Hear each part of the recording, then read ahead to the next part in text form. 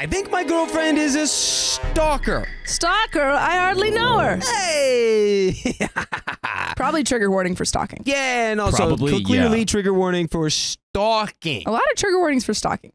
I'm asking this to see if I'm the one who's completely lost my mind here. My 28 male girlfriend, 25 female, has this dream journal. She's always writing it. I thought it was cute, you know, expressing her inner world and all that.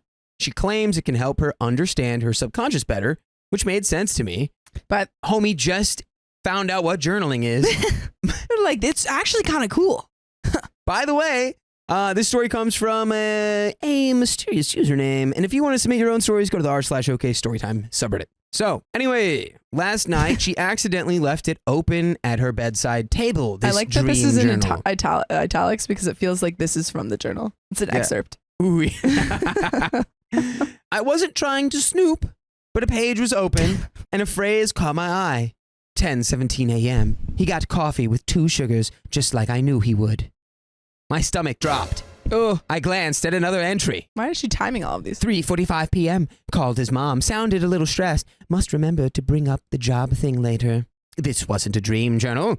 It was a play-by-play of my day. Every single entry was about me. My movements, my conversations, even ones she wasn't present for. Oh. My habits. It was incredibly long and detailed, almost like a surveillance log. Dude. Buddy. She's a spy. She's not a spy. She's not a stalker.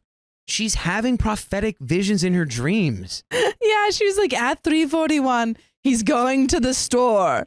And you're like, how does she know that? She's talking to me. No, she saw it. She saw it. Or she's a time traveler. Dang it. And she's like, has to remember all of the, yeah. This is just Back to the Future where Doc Brown's like, Yeah. What are the clocks? It's 8 o'clock? Yeah, They're exactly. all 1 hour behind. There's so many different explanations, OP. Let's not jump to the most obvious. I have not confronted her yet because I'm genuinely trying to find out if this is some bizarre form of affection I'm not understanding, or if I should be calling my therapist and maybe looking into changing my locks. Am I overreacting by feeling deeply, deeply creeped out? Is this a normal girlfriend thing I'm just too dense to grasp?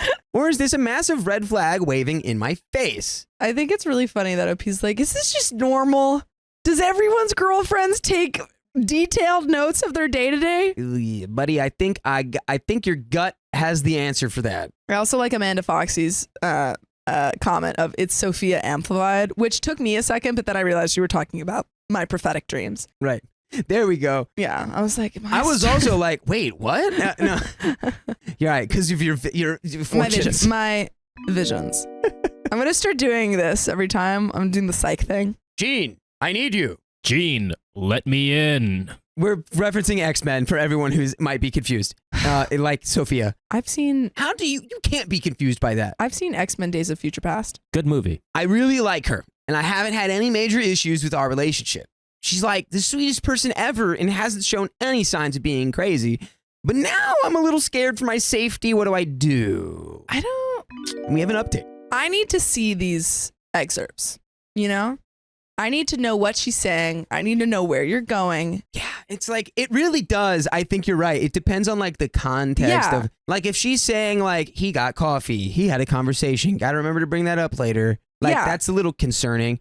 But if she's like, I yearn to know what his bones feel like inside my body. It's That's like, a lot of concerning. that feels like you want to wear me like a piece of clothing. There are levels. There are levels to the crazy. It could just be she is maybe a little neurodivergent and is like, I don't know how to bring up conversation stuff, so I will learn as much as I can about him and then bring that up. I got to say, though, no matter what, stalking is a red flag. No. Clearly. No, like, to be clear. Is probably being got by following you around. Yeah, to be clear, still a red flag. I'm just saying the severity ranges from she just doesn't know what to say and needs conversation topics and is doing it in a really creepy way. Right. So he says love bombing, also possible. Or she's maybe gonna try and hurt you. Or we should run away. Yeah. Let's get into this update. So I followed the advice of one user, Wobread35, which suggested that I ask her what she's writing about while she's in the middle of writing. Like you. Imagine she's like, Well, I overheard you talking earlier today while you were in line at the grocery store. No, he's like, what are you writing about? And she's like, 325. My boyfriend just asked me what I'm writing about. He's sitting in the chair. Dot, dot, dot. And she just like looks at him expectantly like, Continue. And he's like, are you he then asked me, a court reporter? she's got a She's doing a stenographer machine. She's doing shorthand. I was on the couch reading a book when I noticed her writing in her journal from the other couch. I asked her what she was writing about and why she was writing in her dream journal when she hadn't even gone to sleep yet. You ruined my dream journal. She told me that she doesn't always use it for dreams and sometimes uses it as a regular diary. I didn't feel like lying, so I just admitted that I had glanced at it earlier and noticed she was logging my daily activities. Her face got about as red as a tomato, and she got real quiet for a minute. She said that she knows how bad it looks and that her journal is meant to be a relationship sync journal, as she called it. She says that humans rarely scratch the surface of truly understanding each other, even when they're in relationships. She says her goal is to achieve a deep and intuitive connection with me. Basically, she wants to instinctively know my moods and behaviors so she can be the best partner possible, which explains the entry about me putting 2 sugars in my coffee, which I don't even think I paid attention to how many sugars I put in my coffee. That one, if it wasn't connected to all like the other stuff, is kind of cute. I think it's I not this in connection to this story sounds weird, but I write notes about my friends and saying like things that they like, things that they right, facts about them. So you have I remember friendship sync journal. Friendship sync journal. While I do kind of agree with her notion that it's like a lot of people never even really get to know each other. Yeah. The way that you do that is by talking to them, to be clear. The relationship and talking? I was only talking about the part about writing down 2 sugars. Yeah, no. She's not condoning being an absolute. This, I think that she's going about this like in a really bad way. Like if you want to intuitively know someone, that takes time. That takes hours spent together. Like I think Sam and I have a very intuitive relationship. Yeah. Just the other day, he asked me where something was, and I went, "It's in the thing." And I was sitting next to someone, I don't remember who it was, and they were like, "The thing? You didn't tell him where it was." And Sam was like, "Okay," and immediately went to where I was pointing at. So it's time. It's not trying to hack the system. Right. There's not like a secret algorithm you can make with all this information that's going to like make your connection deep. Yeah. You got to get deep. Mm-hmm. Don't. She thinks that this will lead to us having an unbreakable bond. It sounds absolutely insane, but when she was explaining it, some of it made sense. I'm not going to lie.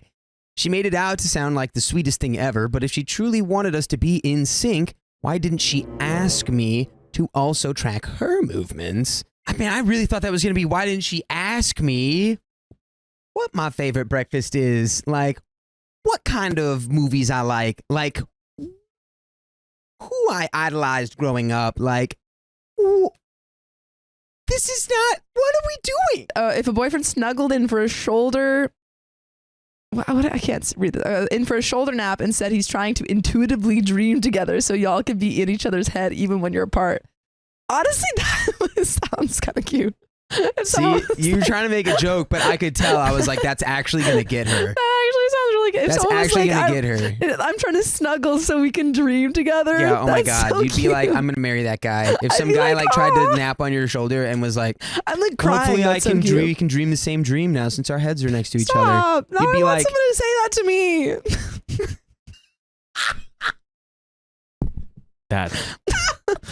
That's wild. She's gonna cry. No, she's gonna cry. I want someone to say that. Okay, sorry. Let's get back to it.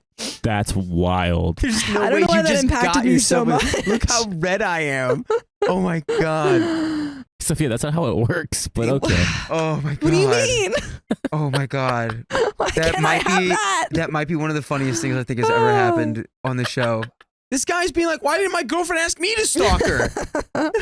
If she was really serious about this, she would have said I should be stalking her. How does this strengthen our connection if she knows me to this extreme of an extent when I don't know her to that extent? Part of me almost wishes that she just said she was stalking me, but this explanation almost leaves me feeling more confused. I'm torn. Is this a good explanation? Or is this just her justifying obsessive and crazy behavior? I think that it could be. Buddy, is this your first? I feel like this is another first relationship situation. He's like, is she a little bit weird? Because it's I like, can't tell. Yeah. I agree with her philosophically, where it's like, yeah, a lot of people can go through like years together and not even know each other. Yeah. But this is not like the No. recipe to getting to like a deep connection with someone at all. I think the thing is that you need to ask her, because if she was just taking notes about things that she's been at, like if she was like, I noticed that when we were out together, he put his fork on the left side of his plate, or I noticed that he like skips, onto I the noticed that train. he's whimsical. He's whimsical. If it was like that, like things she noticed when they were together, I think that would be fine. It would be very, maybe I would be a little bit confused of why she was noticing so much, but it wouldn't be crazy. I think the fact that she is apparently like going to places without his knowledge and like getting information that she shouldn't know, that's the red flag here. And Right. I would have a conversation about those boundaries of saying, how do you know this information? Because it's Yeah. making me a little uncomfortable that you're potentially literally stalking me. We could maybe want the same thing. Yeah. I think we should just go about it a different way. Yeah. Update number 2. First off, I want to clarify a few things based on the comments from my last post. It was overwhelming trying to respond to everyone. My girlfriend isn't on the autism spectrum. She does not display many related traits. Also, I don't work in a field with sensitive information. So this isn't a case of work espionage. That's what you think. Maybe you're in the Truman Show and she's taking notes. Have you checked You're on if the Truman. moon is real? Yeah, have you checked? Some of you mentioned possible mental health issues, which she's never brought up. But after what I found this morning, I find it highly unlikely she isn't struggling with something. So we had a discussion about the relationship sync journals last night after my last update. She was very forthcoming, and I genuinely believed she was coming from a sincere place. I told her she didn't have to study my every move to strengthen our bond, and that we could learn about each other through shared activities. She seemed satisfied with that and agreed to stop the journals since they made me uncomfortable. She even offered to let me read the whole journal, which I did. Most of the entries were just notes on my likes and dislikes, but one entry really stood out. She was tracking my Facebook activity log. For those wondering how she knew about conversations I wasn't present for, we sometimes share my laptop, and I'd forgotten I was logged into Facebook on it.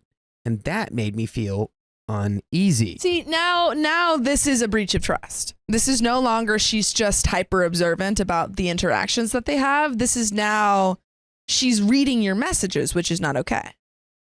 That's what it sounds like. It sounds like she's logged into she went onto Honestly, your Facebook and looked through your messages. It's funny because I think of these as the exact same thing. Oh. But it's just that, I mean, if anything, I think the actually following you around in the real world and like taking like weird notes on you, maybe without you knowing. No, I was saying I thought that the other things, I don't know if she's like followed him around in the real world. It sounds like when they're together and he's aware of her presence, she takes a lot of notes about things. But it sounds like, yeah, I think that's what he's saying. And then he said that the conversations that she wasn't there for are because she's reading his messages, which is a total violation, which you guys know what I think about that, about reading messages. Not okay. But it doesn't even sound like she's doing it because she thinks he's cheating. It's like she doesn't even have a good reason. Yeah, it's just off-putting. Yeah. It's just off-putting, and I'm not at ease. No.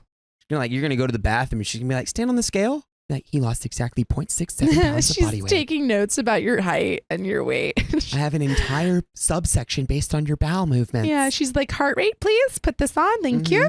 Yeah, I may have hacked your little no free sponsors, but yeah, she's like, I'm going to need to take some of your blood today. Thank you. your biometrics are an absolute must. Mm-hmm. Since I primarily work from home, after she left this morning, I decided to check the garage. I remembered seeing some notebooks in a box out there. What I discovered was horrifying. Oh my goodness. There wasn't just one relationship sync journal, but 5 of them, completely filled with entries dating back a year before we even started dating. No. Oh yeah. Bye. Bye. Out of there. Out. Let's go. A year before you started dating? Oh. I actually am running away. I'm ghosting this person. I'm leaving immediately. Oh Actually, my no, wait. gosh. No, don't. You can't ghost. No, because she'll find you. Ghosting you, it'll make it worse. You have to have a Dang. conversation and Okay. say, I'm leaving you. This is totally not okay. You go, everything that I thought that we were is a lie, and you have reduced me in my mind to nothing more than an experiment that you have been manipulating variables in, and for that reason, sharks, I'm out. We had known each other through friends before dating, so I wasn't a complete stranger, but some of these entries are for before we were even friendly. We had just had minor cordial encounters. She's been tracking my Facebook for a long time. In one journal, there was essentially a diagram cross-referencing my likes, comments, friends list, and family members, seemingly to determine who I was closest to. This is terrifying. This is truly so scary. Girl, why don't you use all this mental energy to make some money? Honeybee girl? 85, thank you for the 2 pounds. She's plotting Opie's life to harvest organs. I hope not. Yeah, dude. This went from like, oh, it could have been a little bit cute to like, get out of there. Truly. There was also an entry about my ex-girlfriend, where she was taking notes from social media to speculate about why we broke up. Her goal was to prevent herself from making the same mistake as my ex. Even more disturbingly, she had notes about my browser history, specifically mentioning that she'd watched some adult videos from my history to understand how to please me better. Yeah, this is totally insane. Because if she wanted to know him better, if that was her goal, then you ask. You ask these questions to your partner. You engage, you spend time with them, you learn about them. You don't cheat by freaking obsessively looking them up. Dude, Opie's girlfriend doesn't even sleep. Yeah. Opie goes to sleep, and then his girlfriend is just right here. Yeah. He sleeps for exactly 6 hours and 3 minutes. 2:37 in the morning. I think this was the exact moment he went into REM sleep. He snored for about 10-minute intervals. His leg twitched, and it was the perfect twitch. Like this is terrifying. Everything about This it is is terrifying. just perfect.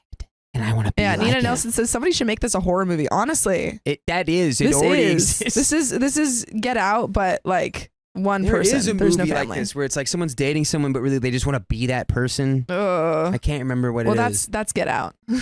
No, but it's like a date, No, I know, specifically within a I'm- dating. Just also so happens. Sorry, to be I Get was Out. in hyper-analyzing mode, okay? I appreciate it. But all I can think now is Invisible Man, Yeah. which is a great, and if you I've have never seen it, but I stalking do triggers know. or trauma, Yeah. never, ever, Don't ever, watch ever that. watch The Invisible Man. Yeah, I've seen the trailer for it. She also has entries analyzing my reactions to certain things, my body language, and other details to understand my subconscious motivations. Maybe she works for an AI company. Maybe she is an AI. Mm. I felt really bad yesterday when some comments suggested I was a bad boyfriend for not appreciating how thoughtful she was. Those were her. She found your Reddit. She What? found your Reddit and she's been commenting. She's like, that was really thoughtful. You should appreciate your girlfriend. Yeah, of you should course she did. appreciate me. I mean, your girlfriend more. There's no way she doesn't know about this Reddit post. She knows. There's no way she doesn't know, She's got cameras. which is why I tried to be so understanding last night. But now I am genuinely terrified and I am contemplating leaving the house before she comes back. And there's a third update and like literally like just a little bit of actual advice. I would not ghost her. I would try to give her some semblance of closure because with the ghosting, I think will make her like literally like snap or something. This will be Yeah. her whole life forever and ever and ever. I honestly think tell someone, get someone there with you, like some sort of third party there with you when you break up with her for safety because she seems unstable. Definitely have, somebody. Do not be alone. Update number 3. After my last post where I discovered the extent of the additional relationship sync journals, I decided the best option was to stay home without telling her about my discovery. Luckily, she invited one of her friends over, so I didn't have to spend a lot of time with her before going to bed. While she was busy with her friend, I ended up taking the advice of Electronic News, a user on Reddit, who suggested I contact an ex of hers and ask if she ever did anything like that with him. You know, a detail I think we glossed over here. She was like extremely forthcoming with this. Yeah. I almost think she might not think this is an issue. No, I don't think she does. I think that she is so set in her, like, I don't know. It's so set in her mind that she's doing this to sync more with him. She's like, no, like the intentions are good, that she doesn't think that any of the, ways that she went about it are insane. Not looking at the action. No. She's just looking at the intent. Yeah. She's The action is like the ends justify obsession. the means. The action is actual obsession, like scary obsession. Yeah. I only knew of one ex, but I remembered that she described him as psycho and asked me to block him on Facebook because she was worried he might pester me. Yeah, you should go talk to that guy. Yeah, it sounds like that's Immediately. the first guy you should sprint at full speed to. Yep. I decided to unblock him and then sent him a message asking if we could talk on a voice call. We were eventually able to connect on the phone while she was visiting with her friend. He actually sounded like a very normal guy when I spoke with him. I told him why I was calling, and he got quiet when I mentioned my girlfriend's name, then said, "What has she done now?" I ended up telling him the whole story, and afterwards I heard him laughing on the other end of the phone. It wasn't a laugh like he thought it was funny. It was more like a laugh of disbelief that this had happened again. Oy. He then told me he had a similar experience with her, but she never journaled around him, and they didn't live together for him to find any journals. So the journal thing was new just for me, apparently. But he did recall her knowing things that she shouldn't know sometimes. He also mentioned that things in his apartment would go missing and then suddenly reappear when he would swear that he never touched them. At the time, he was more concerned about a ghost or something than his girlfriend. But he said he started to feel suffocated by her after a while and chose to break things off with her. After that, that's when the story started to take a turn. Apparently, a week after they broke up, she showed up at his house and told him that she's pregnant. Whoa. I don't believe her. Sophia doesn't believe women. I don't believe that woman. No, I don't believe that woman. I don't believe that specific woman. He said he decided to give her a second chance. But after a few weeks, he noticed that one of her friends had posted a Snapchat of her at a bar drinking after work. That's when he confronted her and she admitted that she had faked the pregnancy to get him back. Crazy. That's when he broke things off with her and told her to never contact him again. He said he didn't hear from her again after that, but by the way, you can hear from us whenever you want by listening to full episodes with stories just like this on Spotify or iHeartRadio or Apple Podcasts or wherever you listen to podcasts. What do they have to search, Sophia? Oh, just okay story time. It's just the name of our show. It's just us. So we have a little bit of story left here. Wow. I honestly think someone earlier said that you could potentially get a restraining order because you have the proof of the journals. And I think that's a good idea. I think you have proof that she's done this before to someone else, and you have proof that she's currently doing it to you. I would break up with her. I would break up with her with someone there. Change your locks. See if you can, get to a safe place, because it seems like you guys live together. So make sure you have a safe place that she doesn't know about.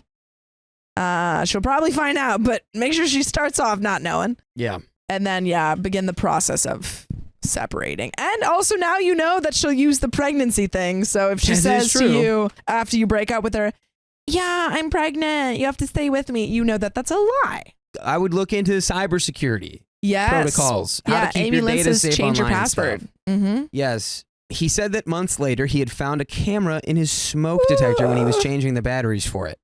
He said he knew it was her, but couldn't prove it. I told him about her telling me to block him, and he said she must have made me do that because she knew that he would warn me if he found out she had a boyfriend. I'm going to call movers to arrange for them to come pick up my stuff while she is at work. I'm not even going to tell her. I don't think I'm going to be able to find movers until next week, though. So my plan is to just try to play things off over the next few days. And that is the end of that story. And I think I got to amend. Dang. Definitely maybe ghost her. Try to just disappear off the face of the earth. And that's that. Yeah. I think you should block. I think you should talk to her and then break up with her personally. But again, I've already said, with the person there that you trust, then make sure you have an exit plan since you live together. Yes. Start truly. looking into new apartments if you can. Just see if you can break your lease. Anything that gets you away from her. Especially because of the whole camera stuff. Like, there's probably cameras in your apartment. Honestly.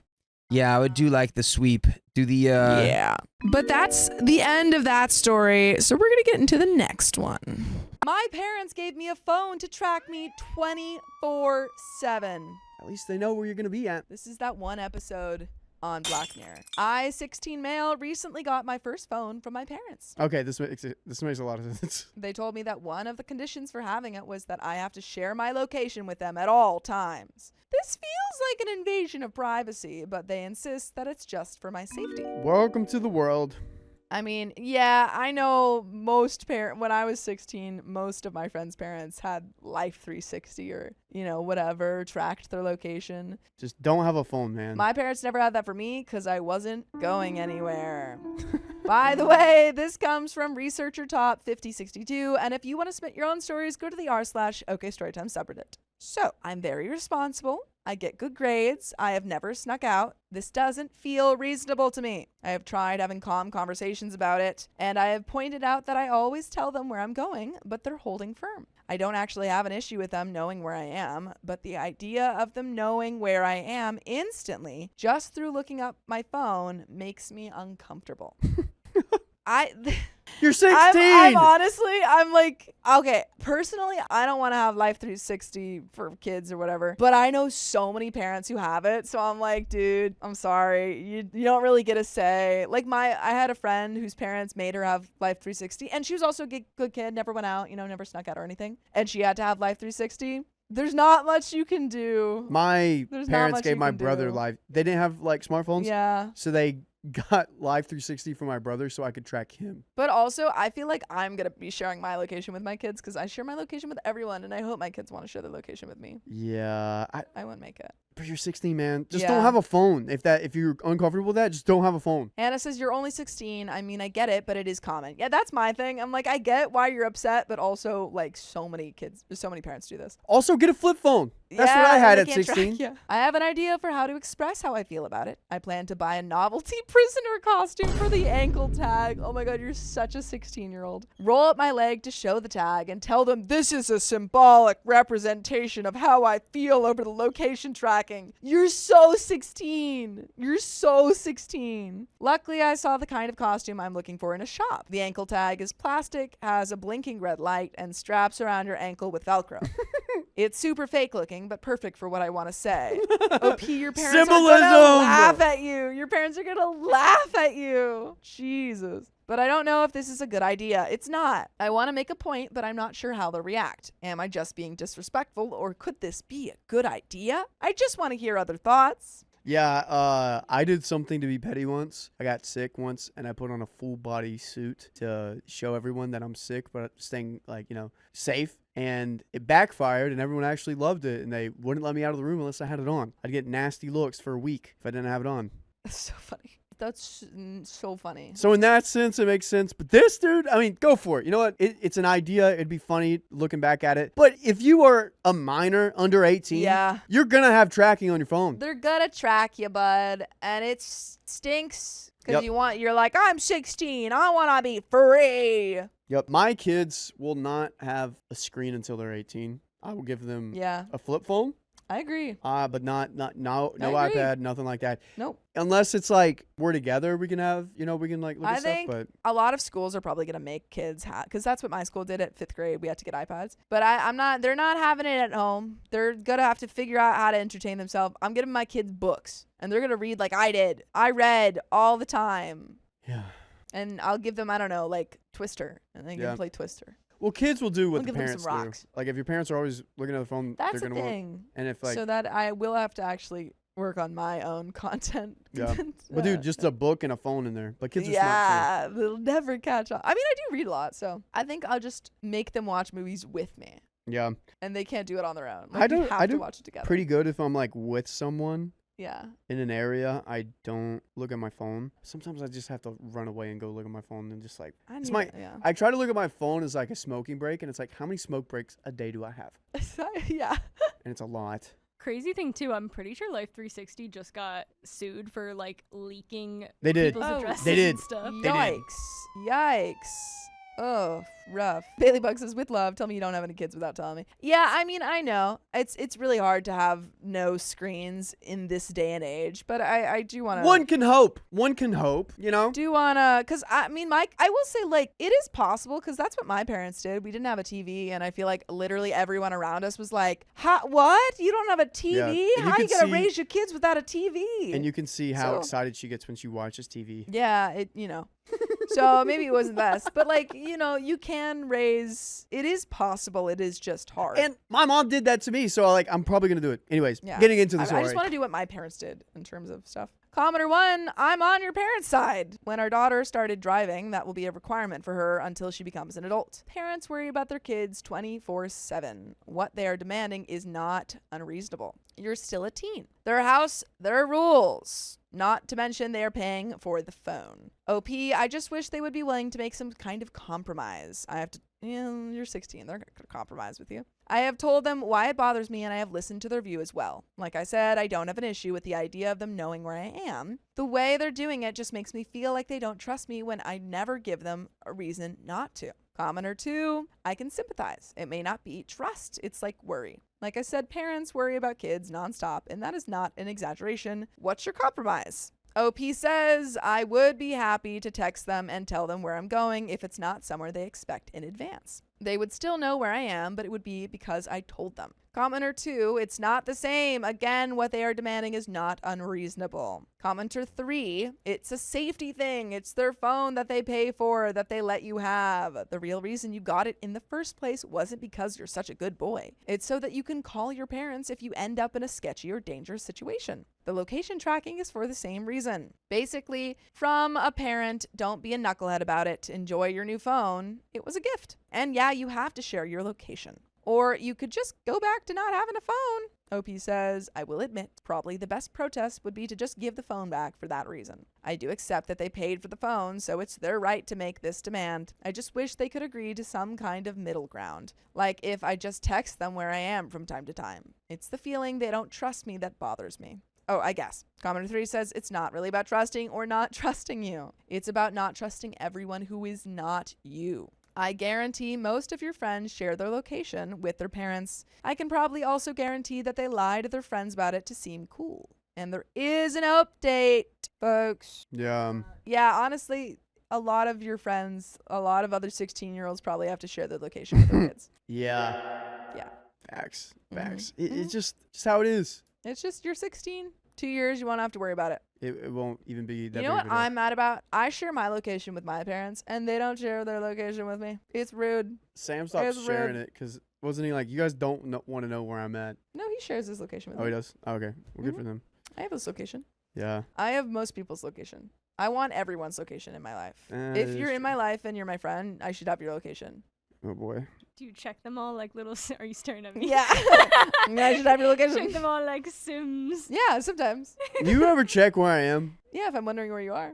Yeah, I do that too. Yeah. It's not I like won't. I won't do it as much anymore. Oh, why? I want you to check where I am. I do. But like, Well, Riley does it, and he goes, why aren't you home? yeah, that's exactly. Or like, don't come home for a while. Whoa, you tell me to not Or I'm like, I'm hoping you won't come home. Oh, for the next, like, yeah. 30 minutes. Yeah. That's okay. You can check.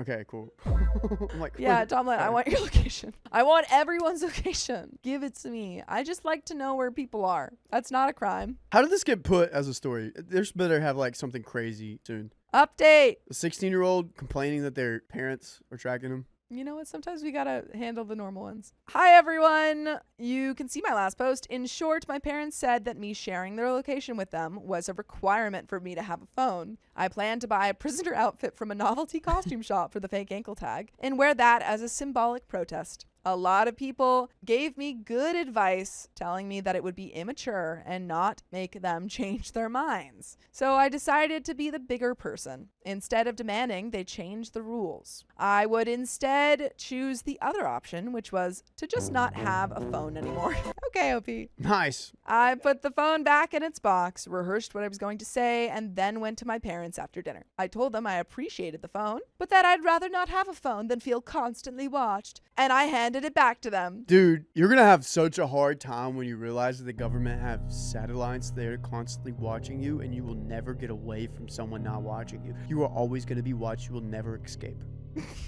Okay. It did not go well. At first, they laughed. Yeah, of course they did. We're laughing. Your 16-year-old went, I don't want your phone. I feel like you don't trust me. And they said, you're 16. You're a baby. Yeah, we're going to track you. At first, they laughed, but then my mom was very blunt with me. She said that they gave it to me as a gift because she thought it would make me feel like an adult who was responsible enough for a phone, but that it was for her peace of mind. She said I had only recently started to leave the house by myself and it was making her worry sick, and that she wanted me to not have a phone at all at first, but thought having my location made it worth it. I had wanted a phone for a while because all my friends do, and she thought giving me a phone would solve all our problems. And she didn't expect me to make such an issue of the location tracking. And she said she regretted framing it as a choice, but that she said it that way because she didn't want to hurt my feelings, and also didn't expect me to do this. She got upset, and then my dad was angry at me for upsetting my mom. He told me I was being ungrateful and that I clearly wasn't ready for that kind of responsibility that came with owning a phone if I couldn't even handle something as basic as letting us know where you are. I tried to explain that I wasn't trying to be difficult. I just didn't like the feeling of being watched all the time, but it didn't matter. The mood had totally shifted. They sent me upstairs.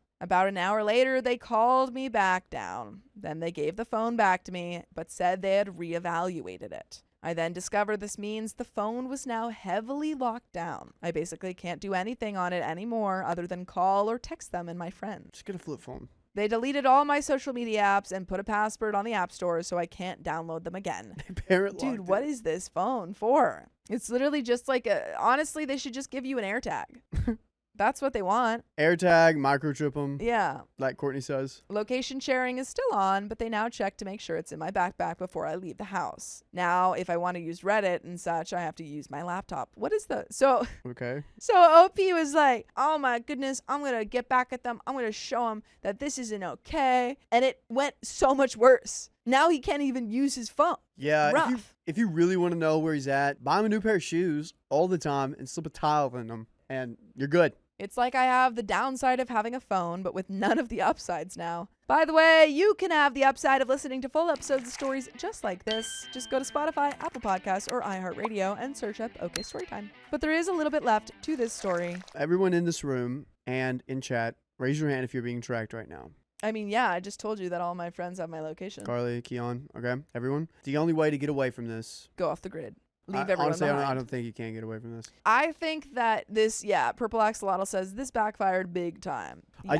I just love that this story is commentary on like the kid is us. You know what? The kid is us, humans, just wanting to live life, and we are giving something by the government. And it's like, oh, this is great. I love this, but I don't want to feel like I'm being watched all the time. And they just laugh at us all the time. Like, ha, ha, ha. No, you have to have this. And now they're forcing it on us with lower capabilities. It's the panopticon, man. Dude, we can't escape.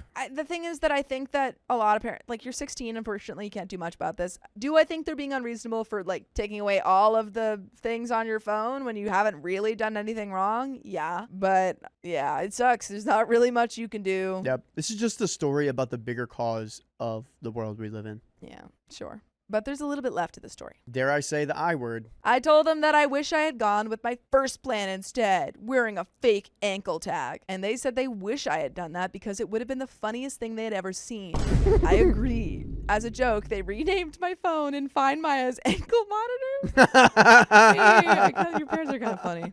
I obviously get they're trying to be tongue-in-cheek, but it feels like it's at my expense. It is. Now, I just wish I had never brought any of this up to begin with. If anyone has any ideas on what I should do now, then please let me know because it feels like I can't win. Commenter 1 says, take your lumps. Apologize. Wearing the costume was never gonna work. The comments in your previous post said your ankle bracelet idea was immature. Also, look at it this way. If your parents jokingly wore prison guard uniforms to drive their point home to you, would that make you have more respect for them? Probably not. Just laugh. You're surprised at this reaction. They love you, and sometimes that means boundaries. Boundaries that can be opened up if you go along with them and give them peace of mind. The mature thing to do would have been to accept their rules and request to renegotiate at a later date. That shows maturity. It shows you recognize that trust has to be earned and maintained because it always will be. What makes you so special to not have to go through that? Forget the good grades and behavior. They gave you an expensive phone. They're going to want to make sure they can find it if you innocently lose it. So it isn't all about you per se, but you're important to them, so learn from this and do better. OP says, I realized the costume idea was immature, which is why I didn't do it. I handed the phone back, but they wouldn't take it. Now I feel like they're being vindictive by locking the phone down while forcing me to have it in the first place. Am I misunderstanding their intent? Commenter 2 says, kinda, yeah. The phone isn't optional. You're 16 and wandering around alone. You need a phone in case your car breaks down or you get lost or going to be late or whatever. It's not safe for you to be out without parents and without a phone.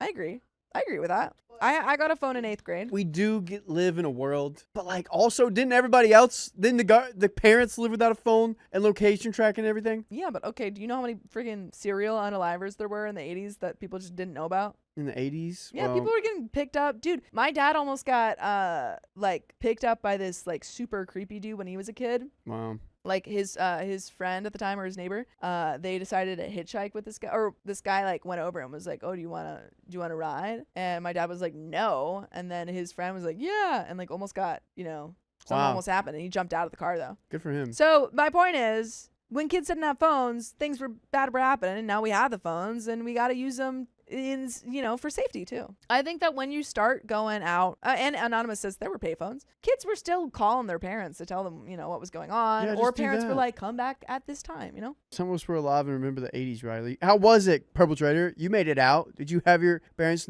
have a location track you? Let me know that. I don't know. I see why having, well, my point is less about the location tracking and more I understand why they want him to have a phone. Because once you start going out on your own or driving on your own, Yeah. your parents absolutely want to make sure, like, what if you get in a car accident? But are these Do you have parents any way? like kind of trending towards the helicopter parent vibe? The only reason why I don't think they are fully helicopter parents is because I know so many parents that did this when I was a kid. My parents didn't do it, but like I know so many parents who do it, so it is super common for My parents to didn't do this. it. I don't know. I wouldn't do it as a parent. My parents didn't do it, but I think that, as a parent, this isn't abusive, Like there are parents who take away their kids' doors. That's not okay. But I might take away my kid's door if they're up to no good. I don't think you should ever take away a kid's door. I think that a door is privacy, and I think that every child deserves a measure of privacy. Okay, but what if they're like selling out of their, Then tell them to room. not sell cocaine. but they keep doing They're it? going to keep doing it without a door. They're just going to do it not at your house. Well, Are you going to keep them locked in their room? Oh, well, you can't now because they don't have a door. I'm gonna take away their door so I know if they're doing it or not. They would do it elsewhere. I'd probably teach them. Well, anyways, I don't think that what are they getting doing rid of now? a door is ever justified. I think it's silly. thankfully my parents never came up with that idea. Yeah, I think I've But seen I a lot always of- kept my door open. It never was closed. That's a different. Closing door, not closing door, different. Taking away a door entirely, weird. So the phone isn't optional. They tried to let you be a mostly adult about it, and you refused. You behaved immaturely and insisted that this whole situation had to happen on your terms. So now they can't trust you to act like an adult with the phone. So you get treated like a kid with a phone because the phone isn't optional. If you want to fix this, start acting like an adult. OP says, I disagreed that I was being immature by trying to hand the phone back, but I have taken the time to digest what everyone has said to me here, and I think I've accepted I was wrong to make a big deal about this. I have tried to think of situations where having the phone's location would help, but where me simply texting them wouldn't. I could think of a few, like if the phone itself was lost somewhere. I think the reason why it's bothering me is simply because I feel I have no choice over it. But when I'm older and have my own phone plan, then I can choose to stop sharing my location. Yep. If it's something I still object to at that point, I decided to talk to my parents once again about this, and I raised that point to them. They agreed and said I'm right, and it would be my choice, but even when I'm an adult, they would still worry about me. We hugged, and there is no tension in the house anymore. Yay! Heck yeah. I think I learned from this experience that I don't like seeing my parents as enemies. Enemies of the state. Yeah. I think the conclusion I've come to is that the tool itself isn't good or bad, but how it's used. It can be used to be controlling, but if it's not being used in that way, then it's harmless. I feel really silly for making an issue out of something that didn't need to be one. Yeah, this There is you go. all written by the U.S. government trying to get us to be okay that they're tracking us with their credit cards. I'm not Yeah, cool. or it's written by a 16-year-old who was annoyed at his parents. You get to choose that reality, listener. Yeah, I think OP, you're 16. In 2 years, you can choose whatever you want to do. I remember my friends who had Life 360 complaining about it all the time, and me being like, "What? That's terrible! Oh my goodness!" I don't think at 18 kids are able to do whatever they want to do. Well, I mean, yeah, he might still be on his friends or his parents. Once you're out of the house and paying for your own stuff, you can do whatever you want. Yeah, but I think when you're 18, they should not be like putting, parent controls on your phone at that point. That's ridiculous. Maybe. I think that would be ridiculous. If at 18 my parents put like controls on my phone, I'd think it's a little bit different than tracking. I think that's a step too far when you're 18. Maybe. What are you saying? Maybe. I don't know. Why are you Age saying of consent maybe? might raise soon, and then you're going to get canceled for saying that 18-year-olds should have this way of life. What if the age of consent is at 21, and now everyone's going to cancel you because you Why didn't would say they it was cancel 21? me? They might. That doesn't make any sense. They're going to cancel you when you're 60 whenever the age of consent goes up to 21. What? Calling it. All right. That doesn't make any sense. What do you mean it doesn't make any sense? What do you mean? What do I mean? Okay, this is a wild take. But used to, it was 16. The age of consent is 16 in the UK. You can vote at 16 in the UK. Would you say kids in the UK at 16 should have parental controls on You their phone? can't vote in the UK at 16 right now. Yeah, you can. They just passed it. I think it was in Germany or the UK, somewhere in there. The UK is not Germany. I said one of those countries. I forget. They're both European. I don't keep up with the Europeans. What are you talking about? What I'm talking about feel is like in you're certain just being areas. And you could in France, purposely- in France and that stuff, you can go to clubs at 16. You can. Yeah, because there's okay. Can you have? What about them? Should they have parental controls if they go to the club at 16? What are you talking about? She knows she's about to get canceled. Now she's I backing don't up. know what you're talking about. Caught her. Caught her. All right then. It's a different culture. Well, then, age of consent in Kansas 16. Should those kids be? Should those kids have parental control if they can make? Age of consent is different than adult. You're not. That's. What I'm are you just talking asking. It's about? phone stuff. I think that this is a bigger story than us as a 16-year-old. I think this is a bigger story as us as Americans or wherever we live, with us being tracked everywhere. All right. Riley's on the conspiracy theory. Also, stuff. come check out my conspiracy theory YouTube channel that I'm gonna make soon. This doesn't even exist yet. Me and Dakota are doing it. Okay, I love that for you. All This right. is a spinoff. We're gonna make a spinoff, guys. We've got It's gonna another be story, fun. folks. Sophia just hates me because I Dude. view the world differently. No, you're so annoying. I'm literally trying to give like actual commentary, and you're like, maybe. I just What are you talking about? I just did not like that story because there was no cheating or anything bad happening. Now this story right here, Okay. this one might be it. All right. All right, here we go. My husband's cheated, and now I'm the bad guy? All right, Billie Eilish. Trigger warning for stalking. My husband had an affair with a woman who is now being stalked and pestered both online and in person. The situation is escalating, and whoever is doing it seems to want people to think that it's the wife behind all of it. I think it's the butler. This comes from Throwaway, not a stalker, and if you want to submit your own stories, go to the r/OKStorytime subreddit. Well, OP said it in their Reddit username, so they clearly cannot be the stalker. Sir, you can read it right here. I'm innocent. Moving past infidelity is hard enough as it is, but is it even possible when there are constant reminders and ongoing repercussions almost a year later? Should I tough it out, or is this a lost cause? How do I navigate being put in the position of having to interact with my husband's affair partner if I want to salvage my own reputation? Earlier this year, I, 52 female, received a phone call from Amy, 37 female, telling me that she'd been having a years-long affair with my husband, Ben, 59 male. Okay.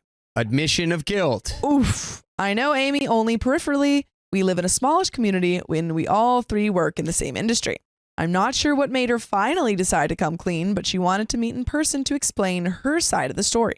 When I refused, she showed up at our house and made a scene.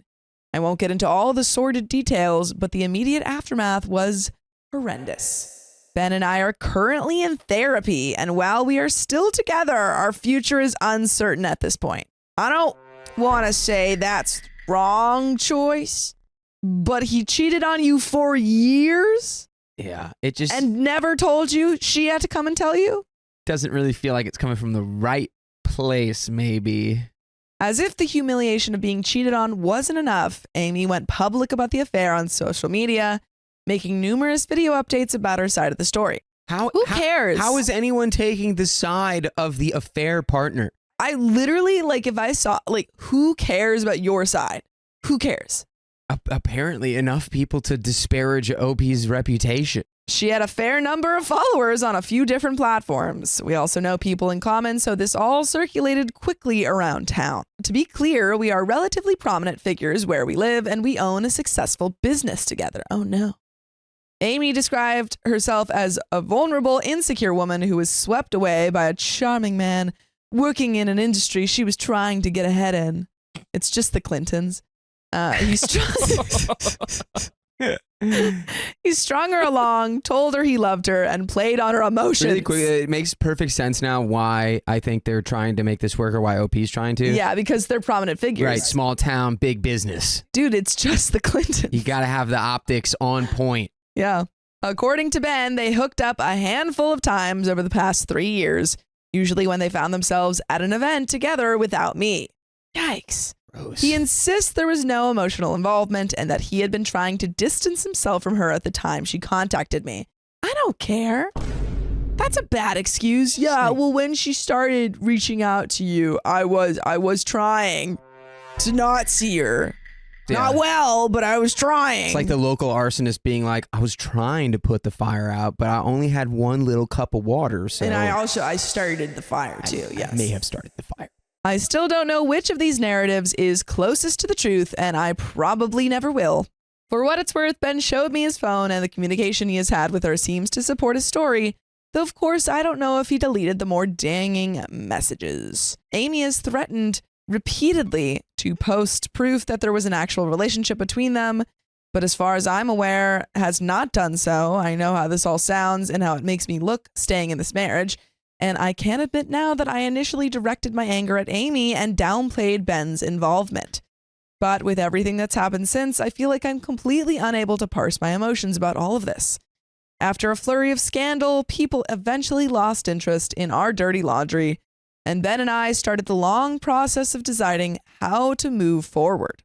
I blocked Amy everywhere, so I was not tempted to check in on her.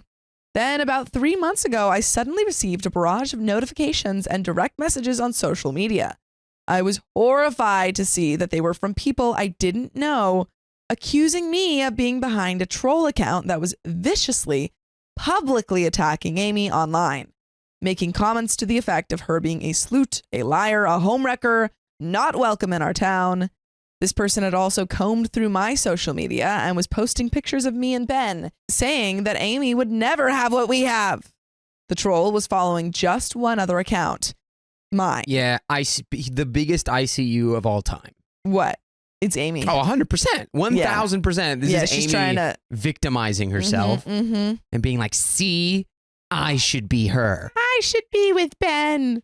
His wife is terrible. Yeah. Amy's plethora of online friends had apparently concluded that the wife was the most likely suspect.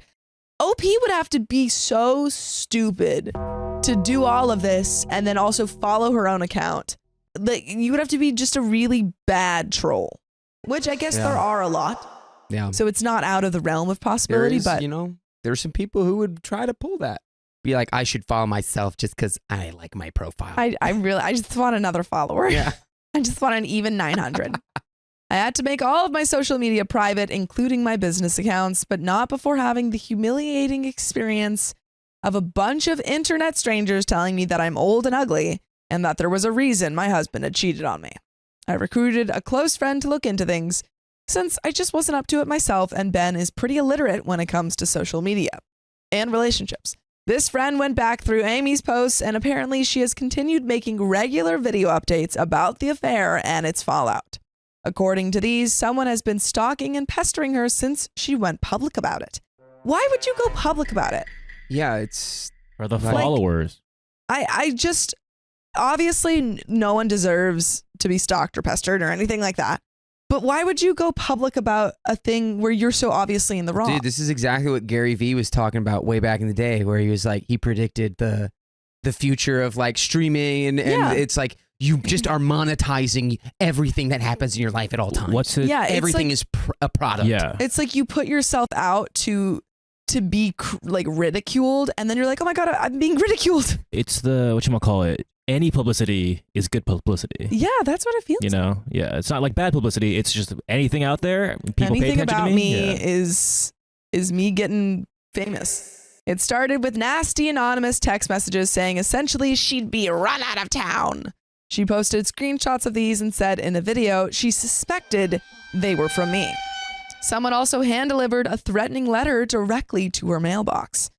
All signs pointed to this being someone local who had both her phone number and home address.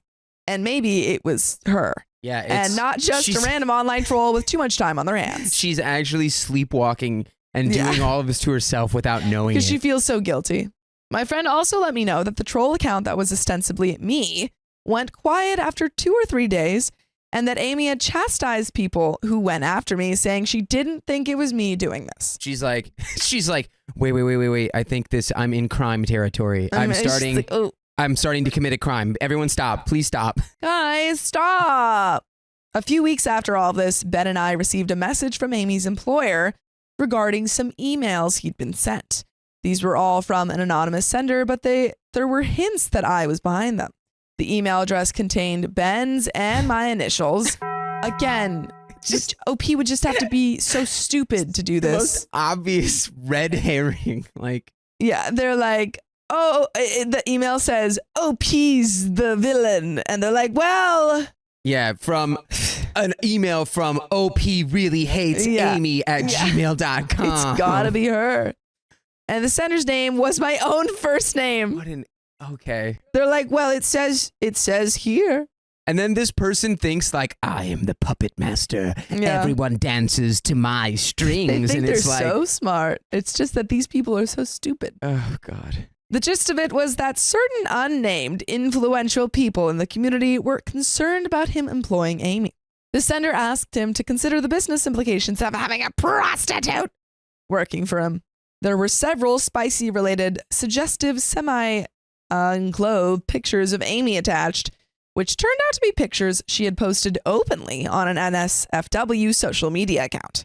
We assured her boss that this had nothing to do with us and that we weren't interested in jeopardizing her employment. I'm sorry, if she's posting that on a public account, she is jeopardizing her own employment. Yeah. What is are you that? talking about?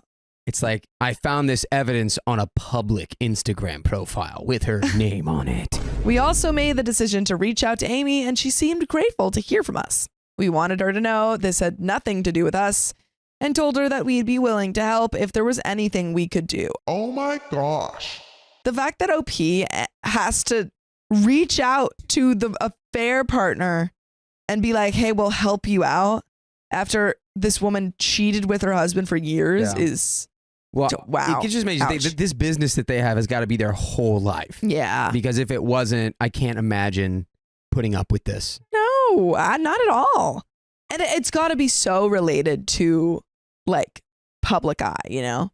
Yeah, it's like, I mean, it's horrifying. It's like, so you've been with this guy, I assume probably a long time. You have an entire business together. Everyone in town knows you. And then he cheats on you. It's like, now you're going to have to rebuild your whole life from the ground up. And it's entirely not your fault. It's like such a hard spot to be put in. Ben and I already have been talking about retaining a lawyer and hiring a PI. Amy asked if we could write a statement that she could post on social media saying that we did not condone this behavior, that we supported her as a member of the community, and that we wanted the person behind it to stop immediately. It struck me as an odd request, but it seemed harmless enough if it would help. Then Amy suggested that we all meet for dinner to figure out the details and to finally clear the air between us. No, I'm not you don't have to meeting do for that. dinner with my husband's affair partner. You're not really No. going to clear the air. It's like the air is musty and dank The air because sucks. you're the affair partner of my husband. So it's never going to get clear. I shut that down immediately. I assume she's looking for closure or forgiveness or something along those lines. Yeah, I mean, that's why she told you, because she felt guilty. Yeah, OP's just a good enough person to be like, I guess like no one deserves to be like actively Yeah. like stalked and harassed. So I don't like that. I still don't like you, but Yeah. whatever. And I'm not at all interested in that. I'm sorry for what she's going through, but I don't like this woman. And I never will. Makes sense. That makes sense to me. I certainly don't want to sit down with her and have dinner and drinks. The call went sideways from there and ended on a very strange and sour note. I drew a hard line with Ben that we were not going to provide a statement or communicate with her directly in any way going forward, and he readily agreed. My friend has still been reporting back to me. Since the email incident, things have continued to escalate. Amy's apartment was broken into and her NSFW account hacked. All right. Starting to think maybe it's not Amy. I think it might not be Amy. She filed a report about the break-in, but the police were unhelpful since there was apparently no sign of forced entry and nothing missing. Wait. Okay, just kidding. Now I'm thinking it might be Amy. Wait. Well- How did she know she was broken into? Well, so, okay, there's two things. Either Amy was trying to stage a break-in and, like, just tried to make it look like a break-in, didn't know it. Yeah. Or the scary thing, which is that it's real, and sometimes those kind of people will, like, you know, they'll, like, break in and not take anything, but they'll, like, move something so that you'll, like, know someone was there. But how do they not force entry? That's, you know, that would How be, did they get I don't in? know, a lock pick. Maybe they have some skills. I don't know. They're too skilled. But hopefully it's just a fake because, again, I hope so. we never wish, no one wants to wish No, that upon absolutely anybody. not. It's horrific. Just her belongings had been conspicuously moved around to show that someone had been there. The hack involved someone accessing her account and making a single post using a pet name she used for Ben that apparently only the two of them knew. I'm once again thinking it's Amy. And then that's incredibly suspicious. Yeah. I don't know if she's trying to be like, let me plant this fake evidence to make it like really scary. Like, how do they know the pet name? It's like, Well, only 2 people know about that. So, uh-oh. She quickly recovered the account, but apparently in spite of changing all her passwords, someone is still regularly accessing multiple accounts of hers and possibly stealing private pics. I had initially entertained the idea that this might be the work of a misguided friend, but I no longer think so. I can't imagine anyone I know going this far. From what I've seen, the pesterer seems to be trying to give the impression that it's me and that I'm too old and unsophisticated to effectively hide my identity, but also apparently an expert burglar and hacker somehow? Yeah, like, oh, he's a lockpick now? Yeah. Amy is the obvious main target, but this unhinged person seems happy to have me as collateral damage. Since our call, Amy has posted videos openly wondering whether Ben and I are indeed the perpetrators.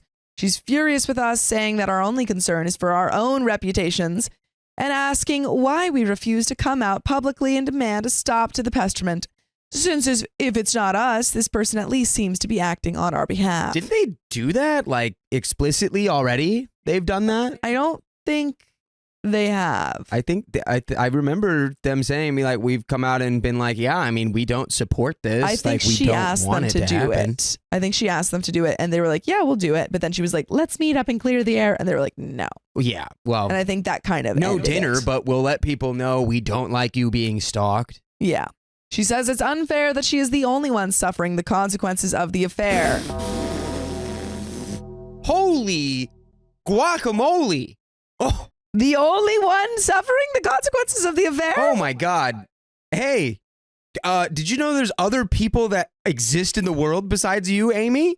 Yeah, I'm sure the wife of the person that you had the affair with Oh my God! is maybe affected Just a complete by the affair. lack of awareness. Wow, she sucks.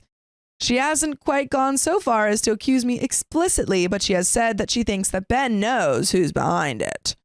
He's adamant that he doesn't, and I believe him. My close friends have all been supportive, but I know that there are rumors circulating about me. My own social media is still locked down because I get pestered by Amy's friends anytime she posts if I open it up. In terms of my relationship, I'm furious at Ben for putting me in this situation. Originally, I felt strongly that I wanted to try to save my marriage, and this all has me wanting to just walk away. However, I don't want to give some crazy stalker the satisfaction of making that decision for me, and honestly, how do I know if divorcing Ben will even allow me to extricate myself from this situation? How can I reasonably move forward when this person is keeping us trapped in the past? How much support do we owe to Amy? But your support would be great. If you could listen to full episodes with stories just like this, just go to Spotify, Apple Podcasts, or iHeartRadio and search up OK Storytime. Please. Please. please! There is a little bit left to the story. It's crazy that OP is being actively harassed by Yes. Amy's audience, and Yes. Amy is like, I'm the only I'm the only one affected. suffering. It's like, dude, Yeah. how about stop posting about it? Yes. Like, step one. I truly, if you are like, again, not condoning pestering, stalking, any of that at all. But if you are receiving all of these threats and such, maybe don't continue to post about them. Don't continue to post about your role in an affair if you're receiving backlash for it. Right. That's just like safety. Don't do that. And it's like, obviously, look, if that break-in was real, you get cameras like the next day, get something. You gotta, watch your back if that's real. Exactly. But like, the fact that she just keeps posting about it, makes me feel like it's not real. Because if someone broke into my house because of some like drama in my life, I would shut up. I would try to move on and like not make my life completely centered around that. Well, I'm imagining what the video must look like because I'm assuming she's posting all of these videos of herself. I'm imagining comes on her live. They're like, get ready with me, as I'm sure. Yeah, get ready. And I feel like she comes on and she says, my house was broken into. And then she's like showing the house and she's like, that used to be over there. That nothing was broken. Nothing was stolen. Things were slightly moved. There wasn't a break-in. Like, that's all suspicious. Yeah, honestly, I think just given the fact that she said she's the only one going through it, I think that is the nail in the coffin for me, that it's her. Because like, well, we know she's it like, has to be someone in the community. We know that has to be someone who is like would be close enough to know about the name, which apparently is only the two of them. So maybe it's a hacker. Well, it's just the whole vibe is that it's like, I'm younger and I'm better and I'm like, and look, she's so old and incompetent. She's like, she doesn't even know how to make a fake email right. Like, and I'm so much better than her. Like, because look, because she's doing this. Also, she's doing this to me. So look how terrible she is. It's like, and because clearly, like, the husband said he's like pulling away. So now affair partner's being like, no.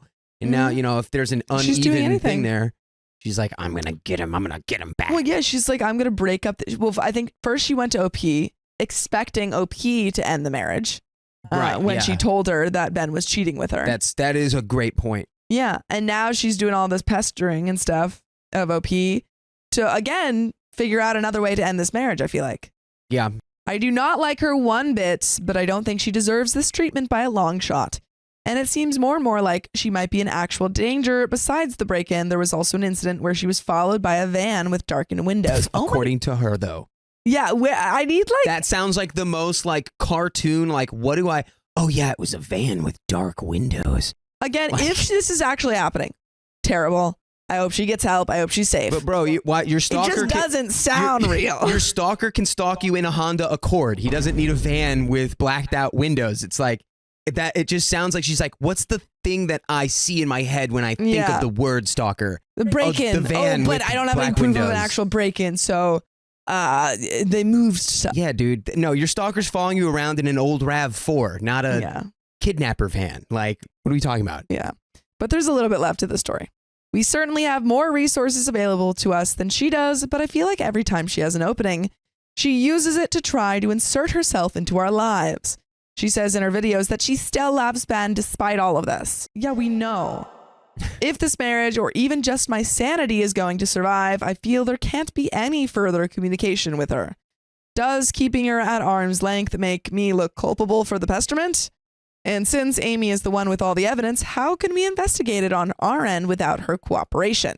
And that's the end of that story, folks. I gotta say, I don't think keeping someone at arm's length will make you look more guilty, because typically people who are like obsessed with harassing someone are like pretty like active in their zone, right? Yeah. It's like they want to reap the rewards of their hard work. Exactly. So I don't know.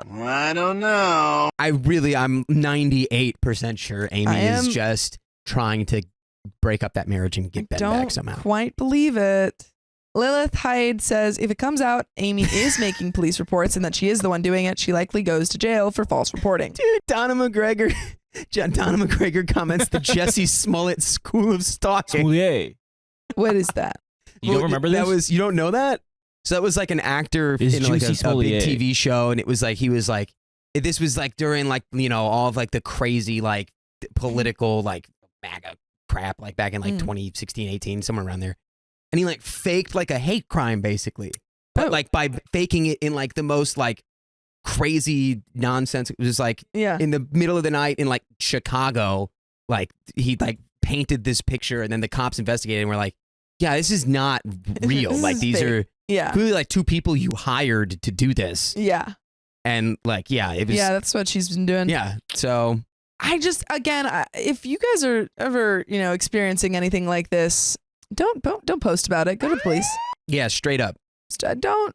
Why would you do that? Yeah, because it's like you're also, if you are being stalked and you're doing this, you're just like feeding that person. Like, they're just like, oh, nom. Oh, she's like, I'm on this street and this street right now, and there's a van. She's live. I'm on this street and this street, and there's a van following me. I just see that like one of those like Google AI videos that have been coming out of like all the fake vloggers of her like running like, this van keeps following me around my neighborhood. I guess I'm just going to go back to my house and leave my doors unlocked. Lead them back to my house. But there is another story, folks. My boyfriend seems to get along with everyone. Turns out he's a psychopath. Oh, that's a big no-no. Can't just be friendly these days. I've been with him for about 6 months, and that I've known him for about 3 months before that. Total 9. He's gorgeous and witty, intelligent, and charismatic. That's how they get you in the beginning. Genuinely not at all what I stereotyped a psychopath to be. I truly would have never known it. By the way, this comes from deleted on the r/OK Storytime subreddit. I hope you're okay. So sometimes he can be a little cold, a little dry, and there have been times in our relationship where I'm expressing something he's done to express me that I am catching the drift. He genuinely does not give an F, even if he amends it. Okay. So he like... That was a long sentence. Yeah, that is a long sentence. I was going to say, so I guess that sentence is trying to say like, he can tell, like he knows what's going on. Like, but he doesn't care. Like, if something's bothering you, they're like, oh. He doesn't really read the room that much. Yeah, he's like, okay, I understand, but I don't care. Yeah, he knows what the room is, doesn't care. Okay. My biggest clue, however, was watching him adapt insanely good depending on those around him. We've always been in the same friend group, so I've always seen him act a certain way, behave a certain way, and yes, being his girlfriend, I get a different side to him, but barely. 2 nights ago, when I went to a work event for his work with him and I watching in effing awe, he literally acted like an entirely different person. Oh. Everyone loves him because how he was acting exactly how they wanted him to, needed him to. Nah, dude, he's just a Sagittarius. That's such Leo behavior. Yeah, no, he's such a Cancer. Yeah, dude, he's just a people pleaser. The jokes they told that I could have sworn he would think they were horrendous, he laughed at and made similar jokes. Oh, wow. Topics of discussion he does not care for, they brought up, and he talked with them with amazing interest. It was like he had morphed into this amazing person for them. One nothing like the person I was used to.